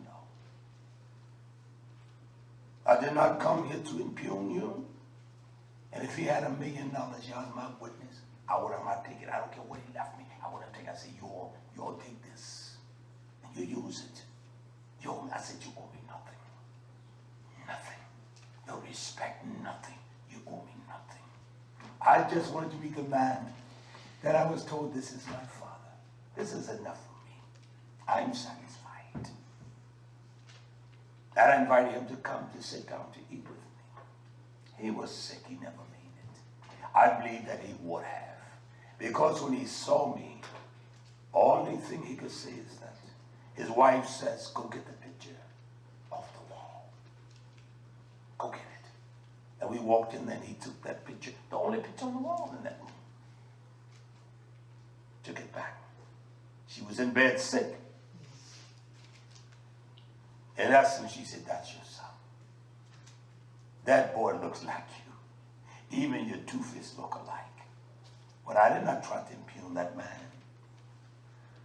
He stayed with that wife. That was enough for me.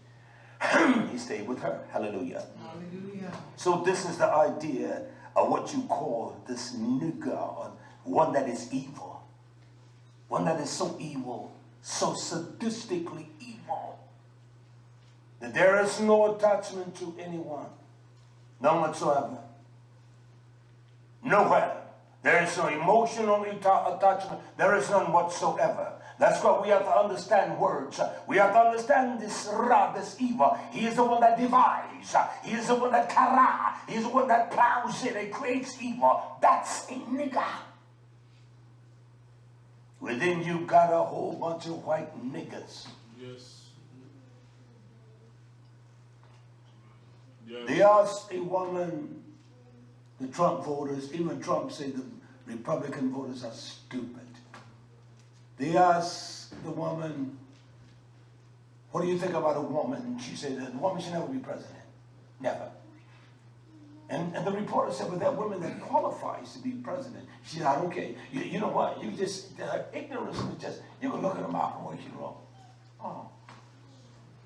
He says, the reporter says to this woman, why?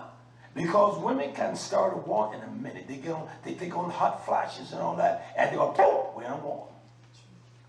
He says, I beg your pardon, can I ask you a question? He said, all the wars have been started by men.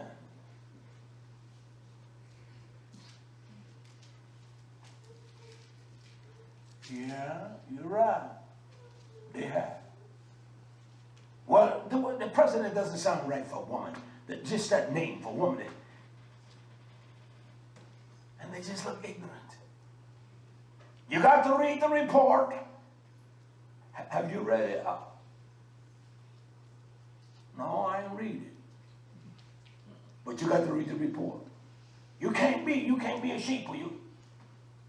But have you read it? No, sir. I haven't read it. Woman, you got to read the report. I haven't read it, but I've listened to people who have read it. That's stupid. Yes. That's crazy.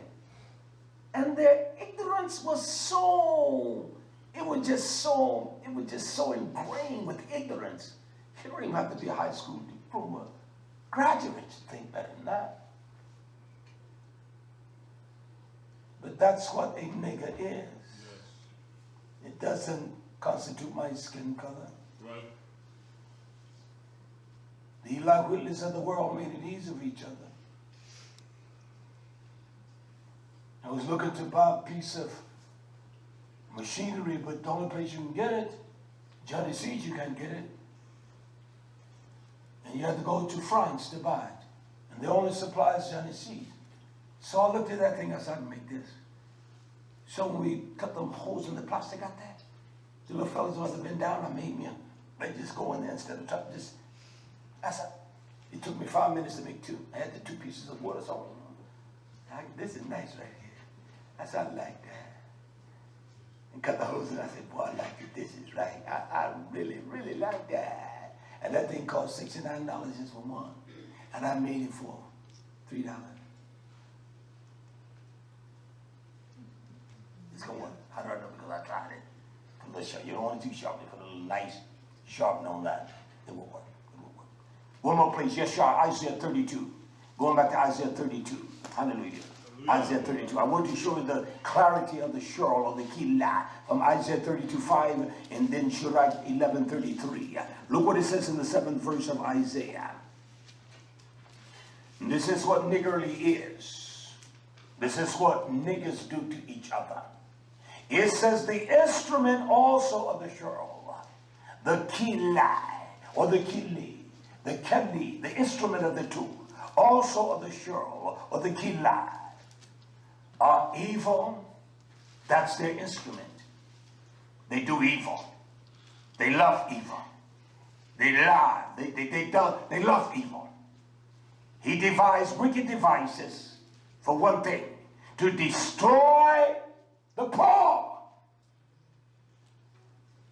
Yah bless other poor. They did make evil weapons to destroy the poor. Yes. How? With lying words. Hallelujah. Look at Emmett Till. That old white woman, before she died, she confessed. They killed that boy. She knew she was going to a grave in the grave of hell. Yes. She lied on that boy. And those white marauders came, they pulled that boy out of his house. He was from Chicago. That's where Emmett Till was from. They beat that boy, they beat him, and they tied a wheel around Emmett Till, and they sucked that boy in water like that. Killed him. And they knew who did it. And nobody went to jail. And that old nasty whore, she was on her deathbed. So I would have fetched one day for her. That boy never said nothing to me. He didn't visit at me. I lied on the boy. You're going to pay for your lies. That's what they do. See, a nigger devised evil things. Yes. And those niggas got together and they devised evil against Emmett Till and that boy. They killed that boy. He wasn't 20 years old.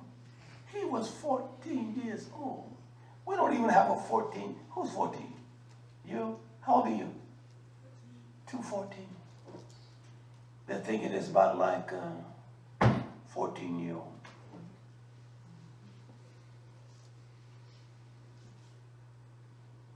He killed. They butchered that child. Yes. And he was so bloated. You call him a nigger? You call your brothers niggas? One thing that his mother did, she said, hell no.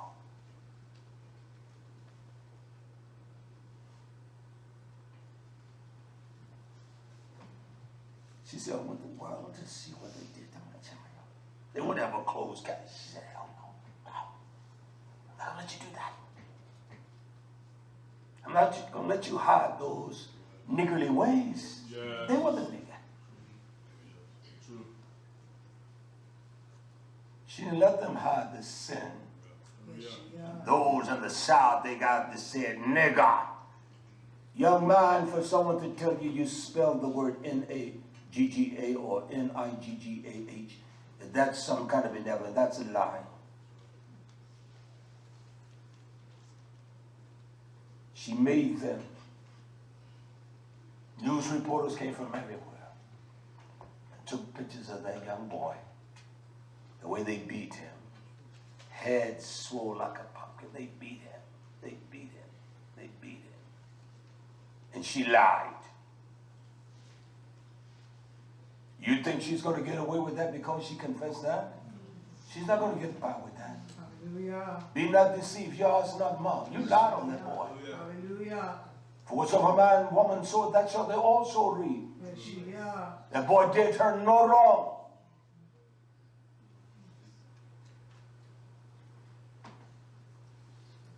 So they were the ones that act niggerly. They were ignorant, unlearned fools. Right. That's what they were. Yes. And you call yourself a Hebrew Israelite, and you address one as a nigger, and say he's your brother. I will never belittle one like that. I don't care who he is. I don't want that word in my vocabulary. Hallelujah. And after this day, it is extracted. And that's just a fact. Hallelujah. Hallelujah. He said the instruments of the Sheol, he said the instruments of the Sheol of the Keilah, they are evil, they devise wicked works to destroy who the poor, and they use lying words, even when the needy speaks right. When that boy said, I didn't do that, no sir, I ain't whistled at that woman, because he whistled at that Jezebel. And probably all of them wanted her.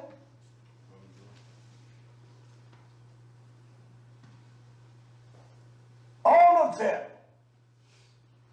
She was a nasty looking old thing. I remember years back seeing the old Jezebel, poor trash. And we don't want to deal with the reality. And so you call yourself a Hebrew Israelite. You take your frustration on those that look like you. Right. They haven't done anything to you. If they're ignorant, let them be ignorant. If you come to the resolution, you wise up. Just be wise. And let your life be an example. You don't get out there and call their daughters and our daughters and sons of my hue. You're going to call them no nigger with alphabet BH. You don't call them that. Hallelujah. They belittle the women in their camps. They don't speak highly of them. And that's why they don't have wives, because when you're man, never forget, there's nothing like a wife. And wife, don't be crazy and stupid. Hallelujah. Yeah. You don't become a wife in a day or two or a year. Hallelujah. And it's not your proudness of entertainment that makes your wife or husband. Hallelujah. But when you find one man, you have been blessed of Yahweh with favor. Hallelujah. And she is your Ezra. Hallelujah. She's your Ezra. Yes. That's why you don't give yourself away to nothing but that wife. Hallelujah. You can always look at her eyes knowing you've been intimate with no one but her and right by her. Yeah. You know you live honest and honorable. Yes. And nothing like that, man. Hallelujah. I'm telling you. You don't need three. One, y'all know that one will satisfy every proclivity, everything you need. Hallelujah. Everything. Yes. Warmth, compassion, emotions, ridicule. Hallelujah. I had that shirt for 10 years, Miss Daughter of Zion. More than 10 years. I bought it from Steinmark. I was so impressed, I went back the following week to see if they had another one. I always sent to my email this. You see that jacket that Sarah got on? Nani bought that. I was just surprised. I'm like, is she? I'll never like her being small like that. It's 200 pounds. Do you all hear that? I'm 200. 200. That's what I am. I'm a big man. Big arm, big back, strong and thick. Too little. Too little. Nah. You shouldn't complain about your wife's weight anyway. That's a fact. She wants to help you, help her. Matter of fact, you help her to be healthy. Hallelujah.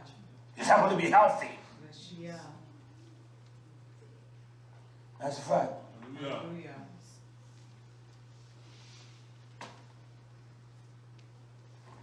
I've had the jacket, that shirt, for minimum 10, 11, 12 years. And I went back the next week, they didn't have any, that brown one. I think I paid $9 or $8 for that. That's what I paid. It's a wool jacket. Thank you, man. You kept that jacket, which you gave her just that long, it's just that we get older, Emma, up there. We get older. Hallelujah. Things change. I've changed. My back hurt, I could go out all day in the bean field. Remember that day, don't we ever forget? 500-foot rows. I let y'all get ahead of me, and I'm dropping 2 seeds of okra seed in heavy hole, not 3. I'm not worried about where they are because I know I'm going to catch them. His brother and all of them, working hard to beat me. See, I do that to motivate them. Work harder. And I catch right up with him, and I let him get ahead again. Oh yeah, he was looking here. I let him get ahead. Then I catch up again. I knew how to strike because he didn't take advantage of that length he had. I could drop 2, 2, 2, 2, 2, 2, 2, 2, 2, 2, 2. I stretch it out. Can't do it now. I can stretch all the way that way. And when I jump up, I'm all happy. And they drop and then just moving on. They got to move in their foots. And I can drop them. And then when I move, I'm up on you. And then I wait till I get all the way to there because I could have dusted them up. You see that with my friend back all the time, I let him win. Motivate you to work with me. We'll get it done. That's right. Hallelujah. Hallelujah. That's a fact. So here it is that the nigger destroy the poor. You talk to those poor women on the street like that, who's been emotionally stabbed and just been raped. You talk to them because of the way they dress, you never know what has happened to them. Hallelujah. Molested and everything by those just like you. Dirty. You never know what they're going through or been through. I would never do anyway, especially a woman that look like her. I would do it to no woman. I don't even engage with women to do anything like that at all. But that's just so evil to do that. Yes. It's evil, it's beyond evil. And that's a fact. Hallelujah. Yeah. And that's just a fact. To destroy the poor. It is one thing about this kind of evil, it causes people, it is called raf. It is to create emotional pains. It is to create physical pains. I can't create no physical pains on no one. I can't create no emotional pains on someone, because if you allow me to exact that kind of emotional pains upon you, don't think I just go, I'm not going to be around that fool. That's what it does. It creates distress and misery. That is what evil does. You know a man is down and you kick him even downer. You don't know what she's suffering, and you call her that nigger B because of the way she's dressed. No, she shouldn't dress like that. She doesn't know better. Hallelujah. She hasn't been taught nothing. All you got is your body, the inches of your body. No, you got more than that. You preserve that and keep that. Hallelujah. And you got a brain. You know, it doesn't have to be much in the sense of what the world calls a brain. You're just still right. Hallelujah. You call her that coward. You call her that. And you think you're immune from that? Look at her, see how she's talking? And you're instigating it and causing this rage. Never know her pains or anything like that. Because your mother didn't tell you her pains with you and with your daddy. And how she tried, but it wasn't going to work. How she gave, but it didn't work. And how wrong she was. She never told you that. She blamed him, but he was not just all at fault. You was at fault too now. It's just not him. You had some faulty mess about you too. Yeah. So your mother never taught you that. She didn't tell you that you may prepare. And this is how you reduce them. You don't do the white women like that. You don't call them the cracker with the B begatting and ish. You don't do that. No, people of my hue did not give that as a derogatory term to white people. You know, in slavery, they would say, here come the cracker man. He's cracking that whip. And you know if you're not busy, he's going to put something on your backside. And so that's how the word became constitution in the language, the cracker or slang term. Black people never call white people poor white trash. It's white people that call white people trash. Because you set up in a little old brick house, a little bigger than my trailer park house, then you look down upon me because you perceive me to be poorer than you. Yah scattered his people into every place. Not only to Nigeria, they went to Scotland, they went everywhere. They went to Britain, they went everywhere. Up into Russia and Turkey and all of that. There's one famous man, they call him Alexander Pushkin, the Pushkin Square. He was a man that his descent was just like mine. And he's marveled in Russia. They name a whole square, the most famous square in the world, Pushkin Square in Russia. The Russian boys are some bad boys, so they got to have some of that, as they would say, that Negroid blood in them, boy. They would, I never seen, I would not have wanted to have a fight with one of them. They fight, boy. They go up fight. They do. And they'll fight. They'll fight the tooth knocked out. I already got messed up teeth. I don't want you to knock one of them out. How to fix them off like this? You can't get this right. Never. What is that, Poppy? I said, well, when I was in the 6th grade, I broke that tooth. Just a little piece off. And I couldn't get it fixed until I got in the military. I didn't have no money. So when I got out, I went to Dentistry, never forget. Over there off Park Road, expensive. But I knew the military would pay for it. And he said, let me just put a little piece of gold that you wouldn't even know it's there. Nobody. Over $2,000 something. I could have gone, he only got me a gold tooth. Come on, people. Yes. Hallelujah. You get a gold tooth back there, a gap for $20. I wanted one too. Who didn't want one? I wanted me a gold tooth. See what you want to. I wanted me one. Yeah. My cousin had one. Jimmy. He had one. I know he liked you. Don't ever forget that.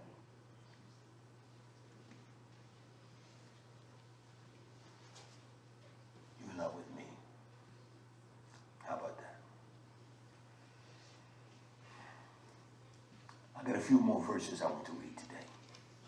It says in Bereshit, Genesis 6:5. This is what the nigger, and the nigger, this is how he responds. Genesis 6:5. And you all saw that the evilness, the wrath, the malignance, the misery of distress, and the evil of the people, mind, of man, was great. Gadol.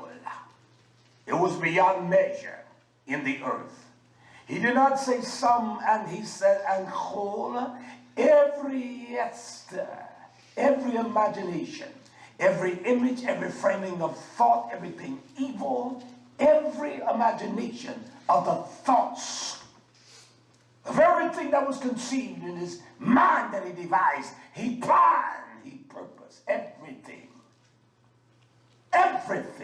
of his heart, of his life. The only substance in that was only evil. There was nothing carved out of it. It was only evil. Evil, not just only evil continuously, to me. Every thought, every disposition, Everything. I'm going to preach a part 2 to this. I got you already. Yes. Hallelujah. Everything in his mind was evil. Every thought he was. And every man came from that man. Every man came from that man. We'll get to something. I may get to that today and finish up. I have many pages to teach from this, but I just wanted to teach some of this. Now I'm going to teach it all. Hallelujah. Because that's one of the deeds of a nigger. Is first of all evil. That's one of the definitives, the superlatives of a nigger. He's evil. A nigger is evil. He think of evil. He devise evil. He contemplate evil. That's a nigger. And those that are niggardly will bomb you. They will shoot you. They will kill you. That's a nigger. Yes. A man that is ignorant has no capacity or no ability to do that. And the ones you call niggers cannot even, they will not even come out aggressively against you. And you do it because of your numbers, coward. That's why they do it. They got gangs out there. You alone, you will not call him that because he said, well, first of all, when you come there, I'm going to bust you up. You better throw some hands.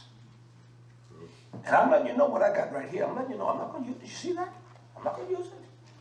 I'm not going to use it. He will cow down like a little boy. Some of the most goofiest individuals out there. Stupid looking. Have no coherency of their speech. Just dumb. When they should be teaching them the qualities and the essence of a man. How to go in and take over business from the nigger that is oppressing you. Why don't you all do it? We in this world, we're out of it. We're not a part of it. Hallelujah. But we can eat well today. Hallelujah. We can eat well. Yes. Feast day next Sunday, I'm going to do some goat's meat. Yeah, not goat, but goat's meat. It's 2 types. And I'm giving her all the exclusive cuts. I want the trash cuts. So I know how to make them work, you understand? That's right. That's right. Hallelujah. And so they will not call the man the nigger that oppress their mind, oppress their house. They will raise hell, and that same home they go to, many of them. I can't say all of them, but I'm using that as a blanket effect. They're on welfare, subsidized homes. That's what you all should be learning, how to be aggressively in your presentation that you can approach. I don't give a damn if it's Bill Gates. You can make him give you some money. And that's a fact. You can buy up the neighborhoods, you live in the cities. You don't have a pot to piss in or window the door out of. And that's just a fact, nation. I'm not going to try to finish this today because I need to come back. There's something I want to show us that is so profound, and I don't want to haste in this. Every thought of their mind, every imagination is evil continuously, and that is domine. It is daily. It is every second, every moment. That's all they think is evil. That's all they think is evil. Mr. Trump said the other day that, well, what about that disinfectant? Can you find a way to shoot it in? People elect him because he's just ignorant as they is. That is one of the most profoundly, well, Obama was ignorant. Hey, Obama graduated cum laude. His wife did too. He graduated from Harvard. Bona fide. He had the swagger and all. I didn't vote for him. But Obama wasn't behind in his class. President. Obama was a stepping stone. And he was. Well, I said that to be sarcastic. You are a liar. Can we put some light inside the people? This man is so pathetic. How do people? If I was a voter, I would have voted for Obama. Because he had that swag. He didn't do nothing for people that look like me. He did a lot for the faggots now. He did nothing for folks who look like me. So I'm glad I don't have to cast a vote for nobody. You're sure that drop cast a vote for me, that drop of blood. Boom. And that's all it takes. I think vote for no order. But you would think think collectively, those that identify as Hebrew Israelites, lay aside your differences of your camps, because they're all in error. And let's train them. Instead of going to calling every person of mine you a nigger. Yes. All your preaching produced nothing. Setting the young man then to understand the acclamations of land and buying land. All of them are, I don't give a damn what it's worth. Buy it. Hallelujah. The white boy says to me one day, he says, a preacher, they don't make that no more. Land, they don't make it no more. So ain't no more to be made. You got that right. Give me a price on that piece of land over there. And we don't have, and we never had the sums of money that these groups have. Their leaders will live in million-dollar mansions, houses in Cali and all of that, so they can hide their sins. But I can tell you what, every dime has been used with integrity of honesty. Hallelujah. That's a fact. And we have a comfortable place to live. We have plenty of foods. True. Hallelujah. We can eat Angus steak if we wanted to. We're going to have some. Hallelujah. When ask me, when are we going to have steak? I say, well, no. I pull a little big grill out from over there. I want to do them right. I say, June, we'll have steak. How about that? Get some of that nice Angus ribeye. I'm doing those. That's right. Thank you, sir. Hallelujah. Thank you, sir. I'm doing the steak. Hallelujah. Hallelujah. The thoughts of evil. YHWH writes, when Yochanan writes unto Ephesus in Revelation, he makes a profound statement in Revelation 2:2. He tells them this, I know your works and your labor. Yes. He said, I know your love, I know your care for YisraYah'ale. You don't have care for YisraYah'ale.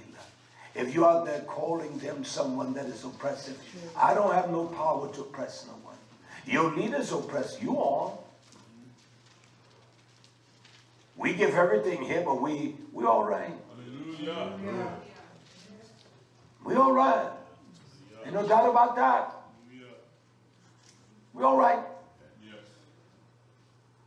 He says, and your patience or your ability to endure. And how that you cannot bear them that are kachos, those that are evil. And you cannot bear a nigger. And the ones on the street, that's why the people walk away from them. He said, you can't even embed. That's one of the substance of those that are niggardly. They're evil. They invent evil devices. They constantly think about doing something evil. I don't want to think like that. I've never thought like that. And the people of my rearing in the country little settings, they didn't think about doing nobody evil. They didn't do evil to each other. If what was down, they all came collectively. They may have fussed and all of that, but they will still give and help each other. And that's a fact. We helped him one time before, but and because you see all the other ones helping, you will break down, and that's how they assisted each other. But a greedy dog of a nigger will never do that. And that's what they do in these camps. Those that are the leaders live luscious lives. They don't drive no 15-year-old vehicle. They don't live in some place like where I live. Or where you live. They live above the people. Those in the New Yorks of LA's and the Miamis, they don't live in the hood. There are those that say, I'm in the hood, but you go in their houses and see what they're living in the hood, all right? All right then, go inside and go to those around them and see how they live. Yes. It's evil, okay. It's evil, YisraYah'ale. He said, you know them that are evil. You know them that are niggardly. You know them. He said, not only that you have tried, you have perazzo, you have examined them. You have tried them. You have tested them. And not only that, but you have tried them which say that they are Shilishim. They are the leaders of Yah's house, and are not, and found them to be soothsays. You found them to be liars. Nothing but dirty niggers what you found them to be. Those are the ones that calling you one that. That's the nigger. When a white man says, look at them niggers, he's the nigger. The black man that call those that they say Hebrew Israelite, that terminology, that one is the real nigger.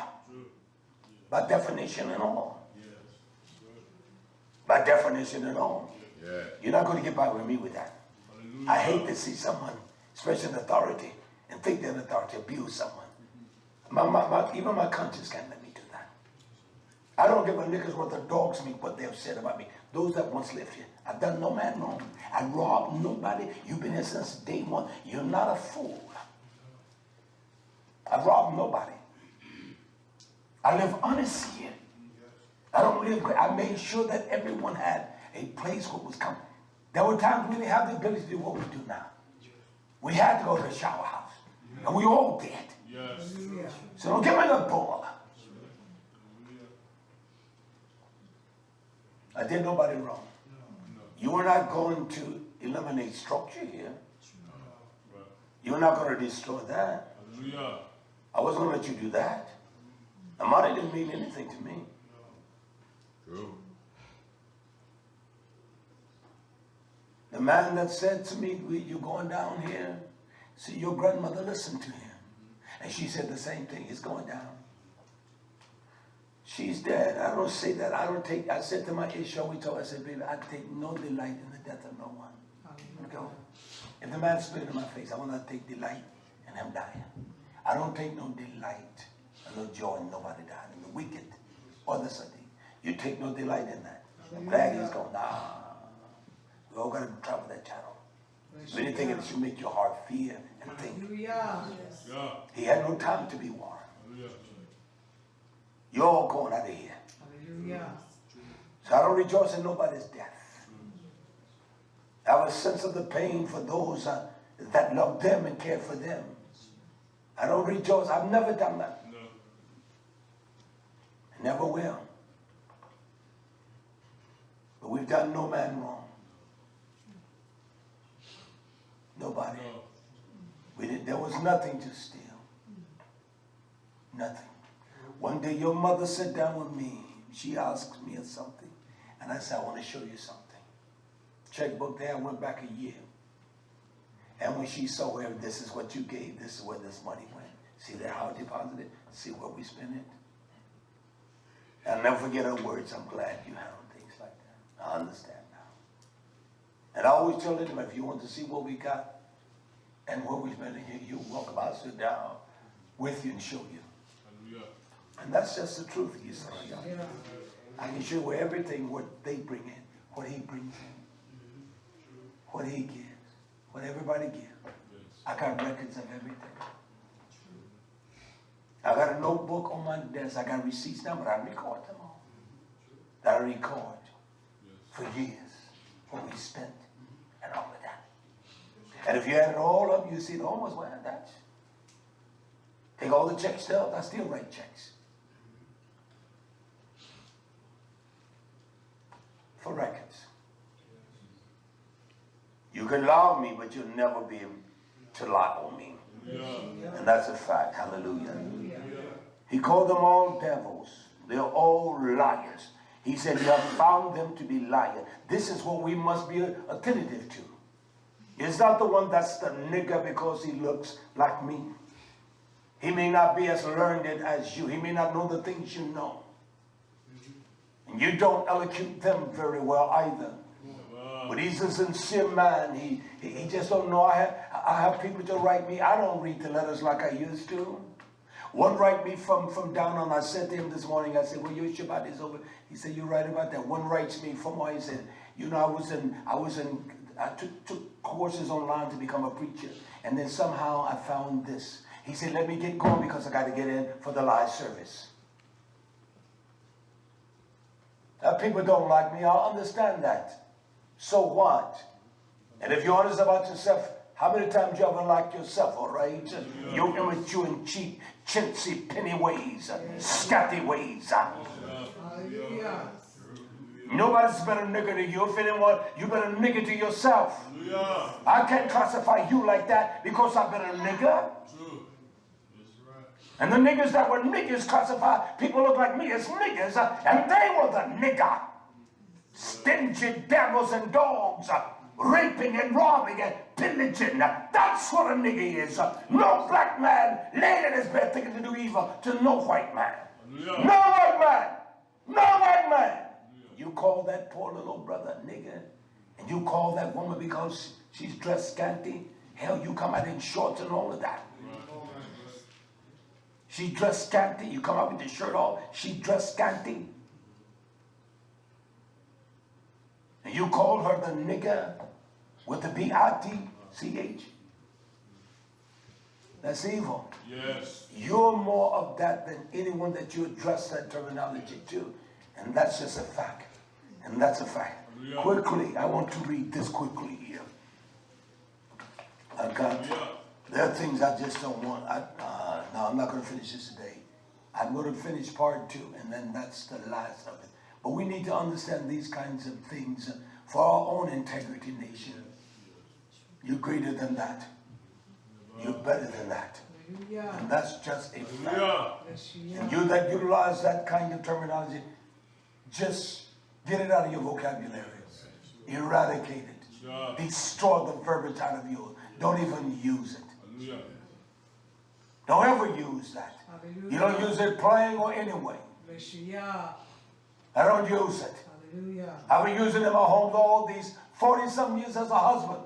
Hallelujah. I've never called my wife that, use that in an expression of my anger. I would never call her that. And whatever! No, it's not right. Only an evil mind that cannot address their own evil will take it out on someone else. That's an evil mind. That's why you would do that. And no black man thought of evil to take it out on white people. Nah. They didn't open their beds and call them names like that. They may say that old white boy over there. That old white man. And grandmother was so Mrs. Jack that thinks I was a fool.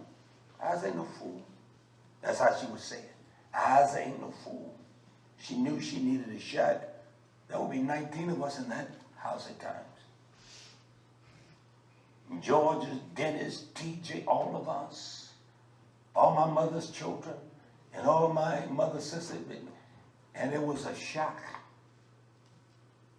It was a shock. Here in South Carolina. But that did not make us miserable. You were happy to get some bread with a little sugar on it. You didn't run out to Walmart or to the store. And everywhere you went, you were dressed proper True. and proud. Hallelujah. Your face was washed and cleaned up and greased. And let me say to you, we didn't even have hot water. We had to rook outside and all of that. There's no outhouse. We had to go down there to the pasture. And I found the old tree, and the best place to go, you dig your hole, find your old tree that's down, lean it down, you set up on that bad boy, you can rock. Didn't have no toilet tissue. Red leaves. You had to get the right, ain't funny, you had to get the right kind. You couldn't get no green ones. They didn't work well. You had to get ones that are just pure dried out. You got to get ones that are half dried. And when you got that kind, she wiped well. Didn't have no water to go wash your hands and soap either. So you had to be careful when you wipe back there. That's right. That's how we did it. And we were not miserable. Hallelujah. We were not miserable. Hallelujah. We didn't have no fancy toys and all. What is that? All them youngers got the hoverboard. What is it? Hover? Hoverboard. Hey, he's quick to speak. Look at the hoverboard. Can't even ride the thing. Don't even run around.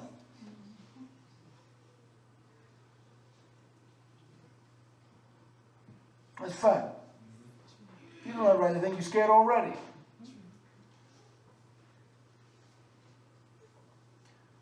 We didn't have, if we got a softball, we were happy. We had socks, make balls out of that. We played hopscotch. We were in the country. Miss Lady, daughter of Zion. That's where we were, ma'am. We didn't have that. We didn't have no baseball bat. We had sticks, and we get hit. Relays. We lived on a red clay road. My mother used to go there, and even when she came back home, my grandmother, and dig that red clay and put it on the stove and bake it. And we all learned how to eat red clay. We did. They didn't know the medicinal purposes for it, but we would eat red clay. And it was nice. Sometimes put a little salt in there. I've eaten red clay since I've been home. She would dig that red clay out. And you talking about some runners barefoot, they didn't have no track shoes. You get out there all day long and run race. And I'll never forget, at the end of that road, there was a creek that ran across there. You see all the beautiful goldfish and all of that. I remember that. And I see hear my grandmother go up that hill and go see Cousin Joseline all the time. And we would run and race all day long and play stickball. And then we'd have no shower to go take a shower. Nah. We went to bed musty and dusty. How about that? Look at you. Miss High Class. Miss Dignified. Yeah. We didn't have that. We didn't.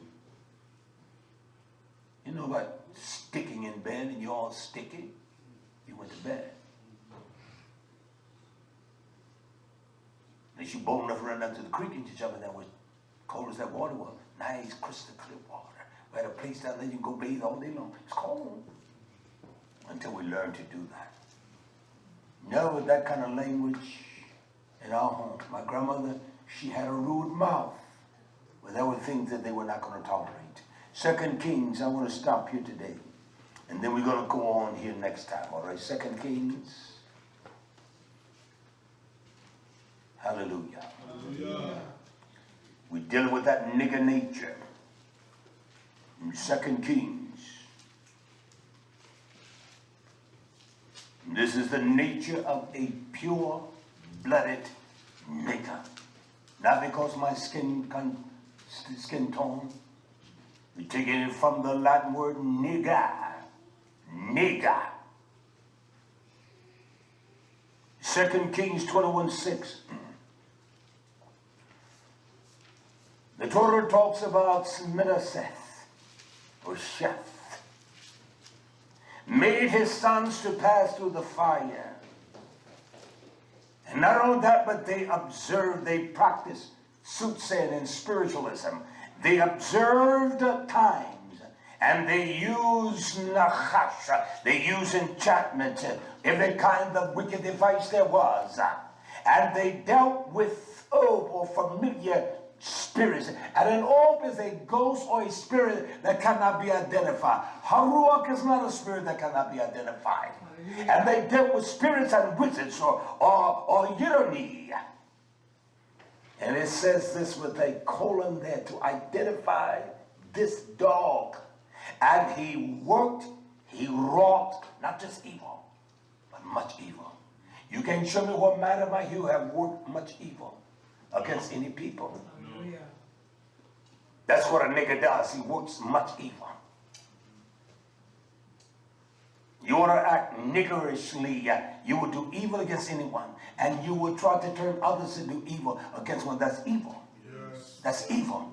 He worked much evil in the sight of Yah. That's what a nigger does. He doesn't test, he doesn't care. For what reason? To provoke Yah to ka'as, to rage, indignation, to provoke the mighty one to anger. That's what he does. Yes. Your corners and your camps, you do more to provoke your God than the one that you're scolding that way. And you bring about this nature of tyranny. Because there's 7, 8, 10, 12 of you, and you're talking, you all are some coward jackasses. I don't repent, and I don't apologize. I don't care how my language sounds.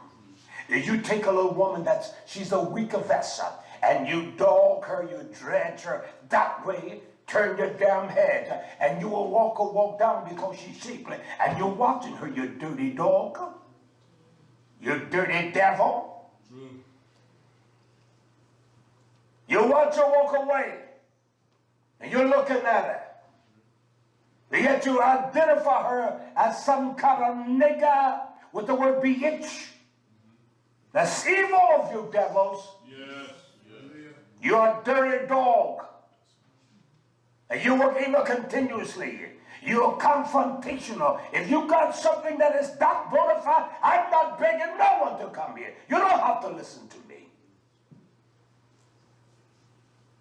They will seek you out for your wisdom, jackass, dummy. You don't have to.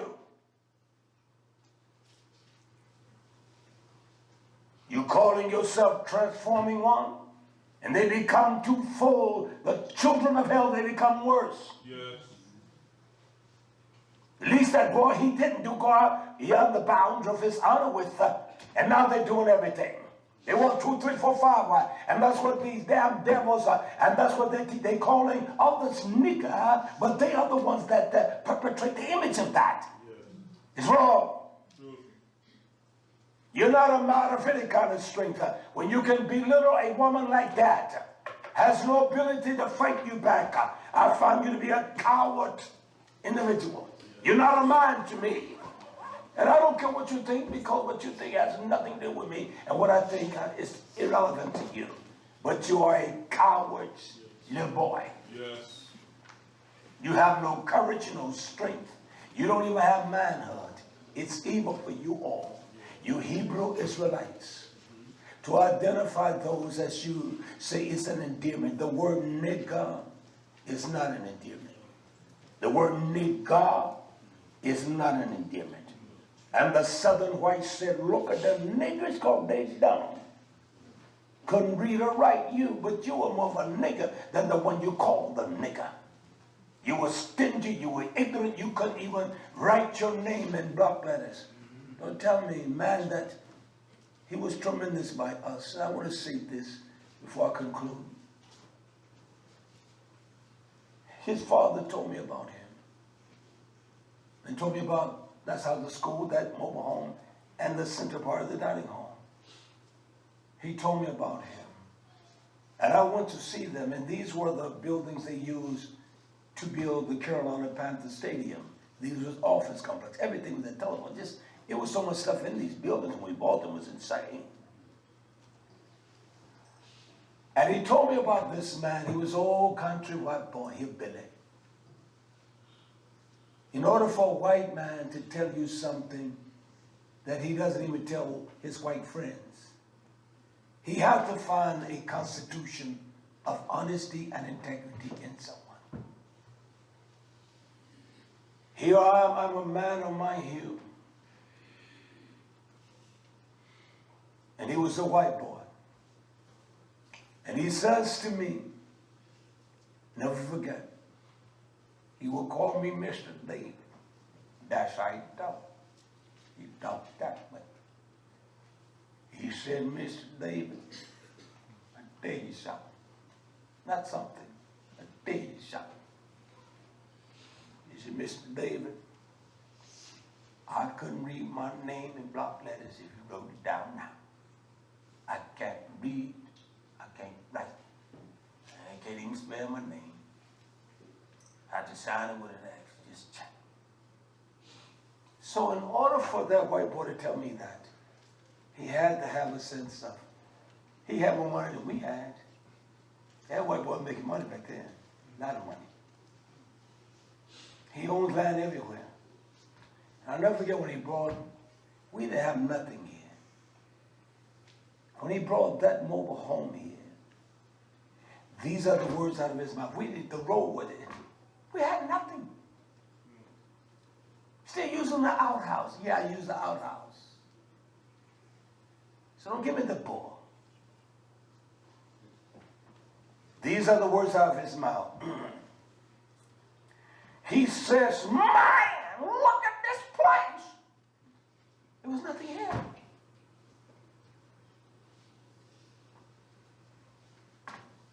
I will call him Mr. Down. That's the way I would say it. Country like, Mr. Down, how you doing?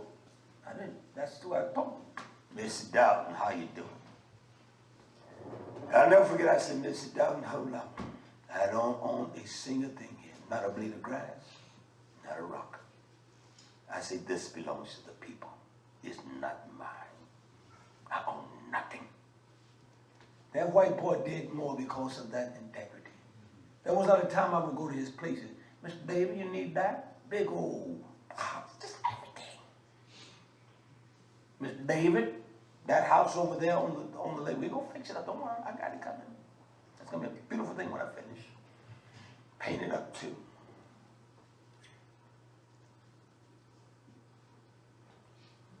I looked at that one and I said, Mr. Dawid, what do you want? And he said, I want 6,500. I said, oh, I can get that. And I went in and I said, wow, this would be a nice place. I did a lot of work on that house over there, I designed that home. I said, it's worth every dime, every penny. That's what I said. It's worth every dime. It will cause men to give on top of it. I don't give a damn who the man is. I said to him, it's worth every nickel you can get that for. He called me about 3 months later, 2 months.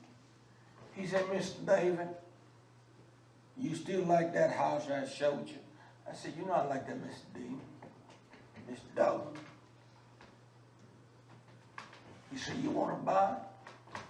I said, you know I want to buy it, but I can't give you that kind of money. He said, there you want it. He didn't start telling her, there you want it. I said, there you want it.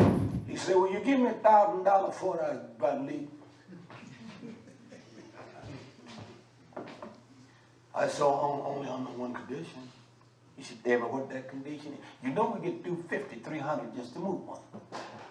I said, on one condition, I'll give you 1,000. I said, you bring it here and set it out. He said, we'll do it. We'll do it. We'll do it. That's how you do people. You understand? That's how you do. It costs men. I don't care what it is.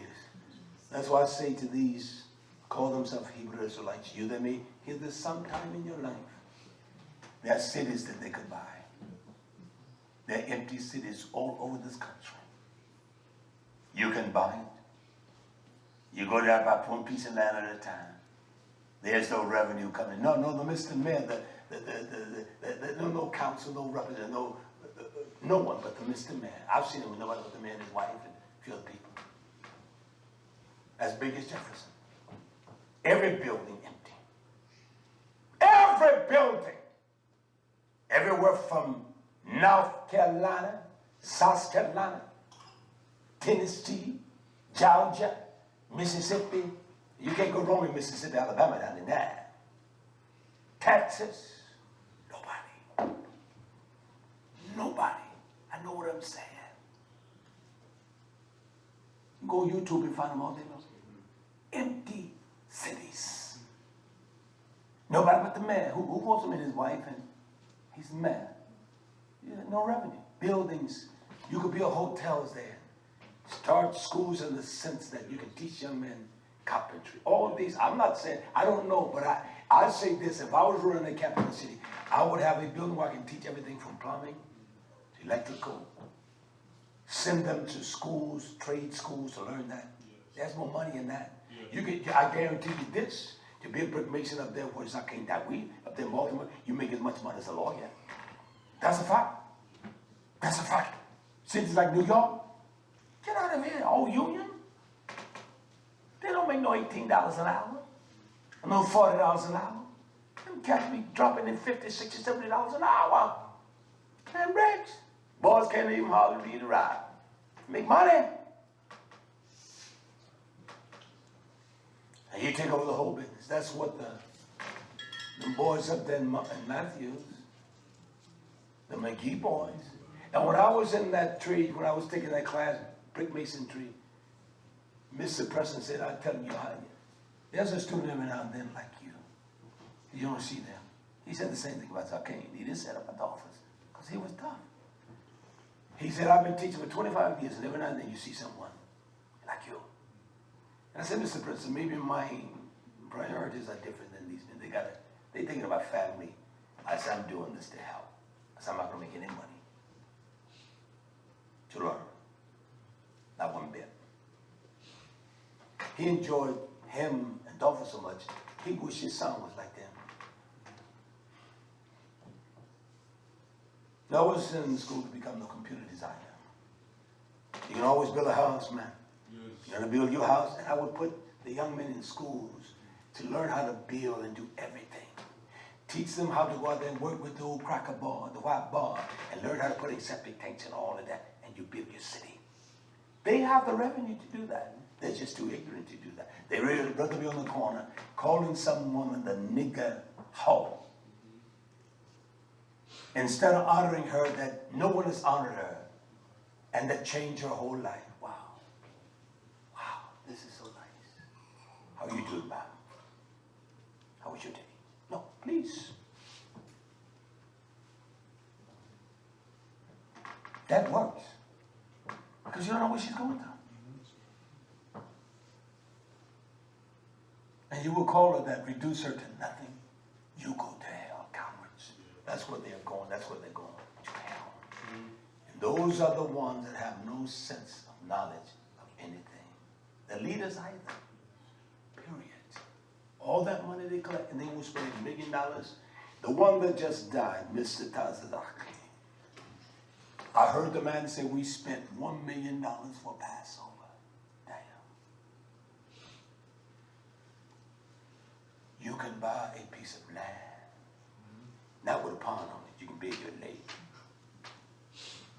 You can spend $100,000, you build your lake. And you tell Mr. Man, that's what we're going to do. We're going to create our homes here and our farm here. You buy you 2,000 to 3,000 acres. Zaki was in the truck with me one day when a man called me. I called him back, he had called. They had 1,800 acres given to them. And I said, my friend, what it's nice that someone did that for you. He said, we just poor black people. He said, we just poor people. We don't have nothing. I said, but Wisconsin, I said, I don't know what to tell you.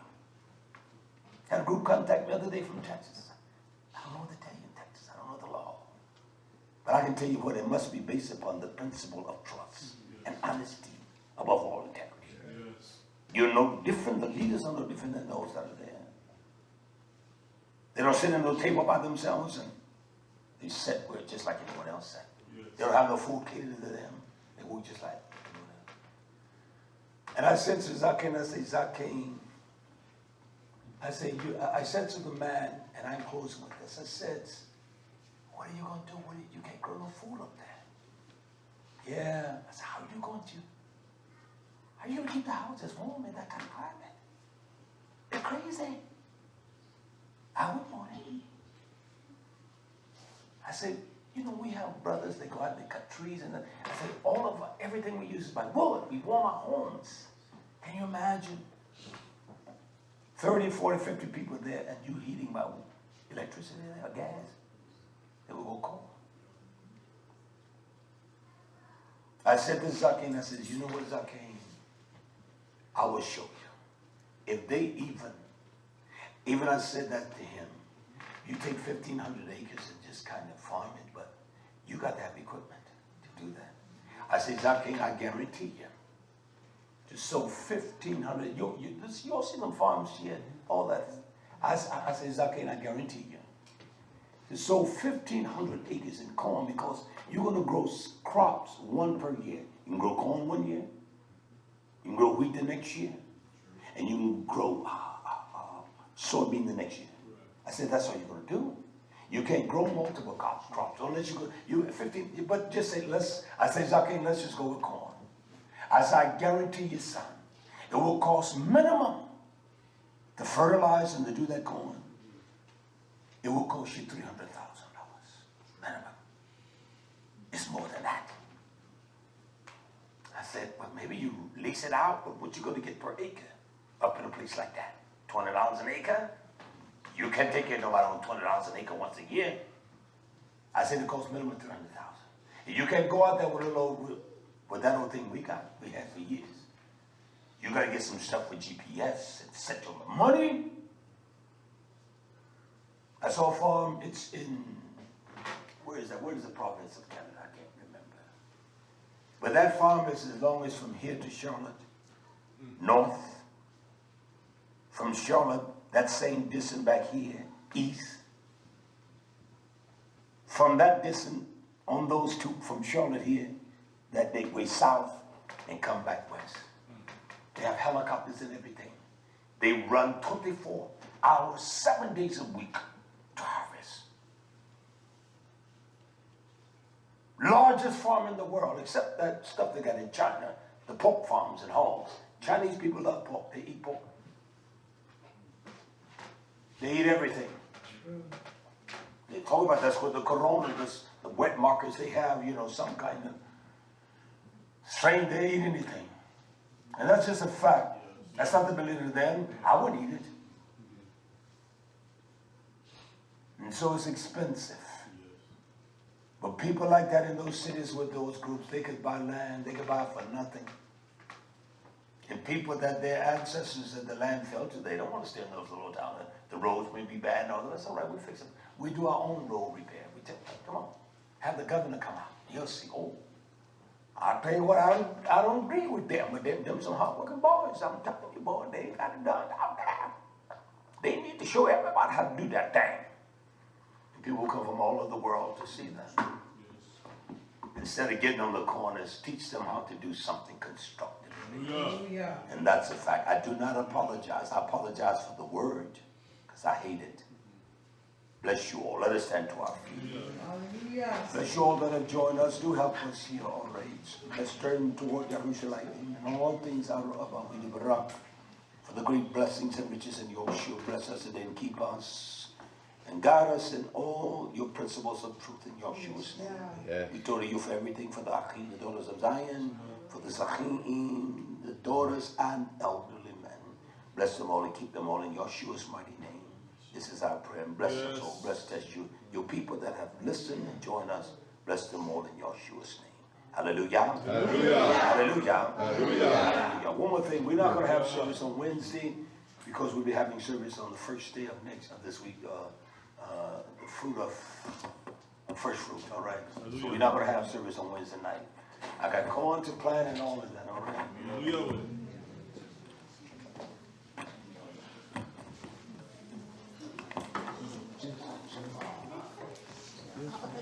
Hallelujah.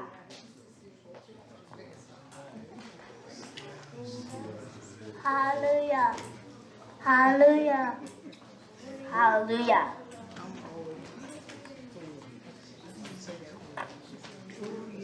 Is the truth. Shalom. Hallelujah. Praise God. God bless you. What's she doing?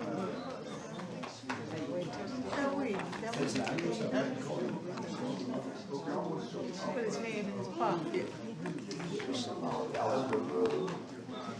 Okay, you can. No,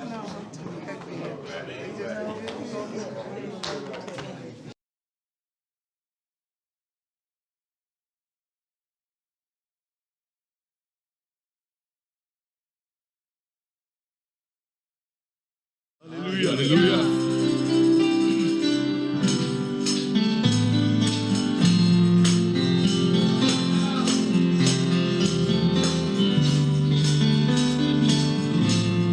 If my people who are called by my name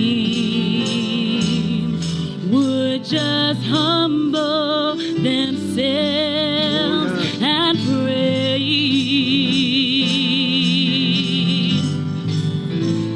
seek my face and turn from their wicked ways, I will hear from heaven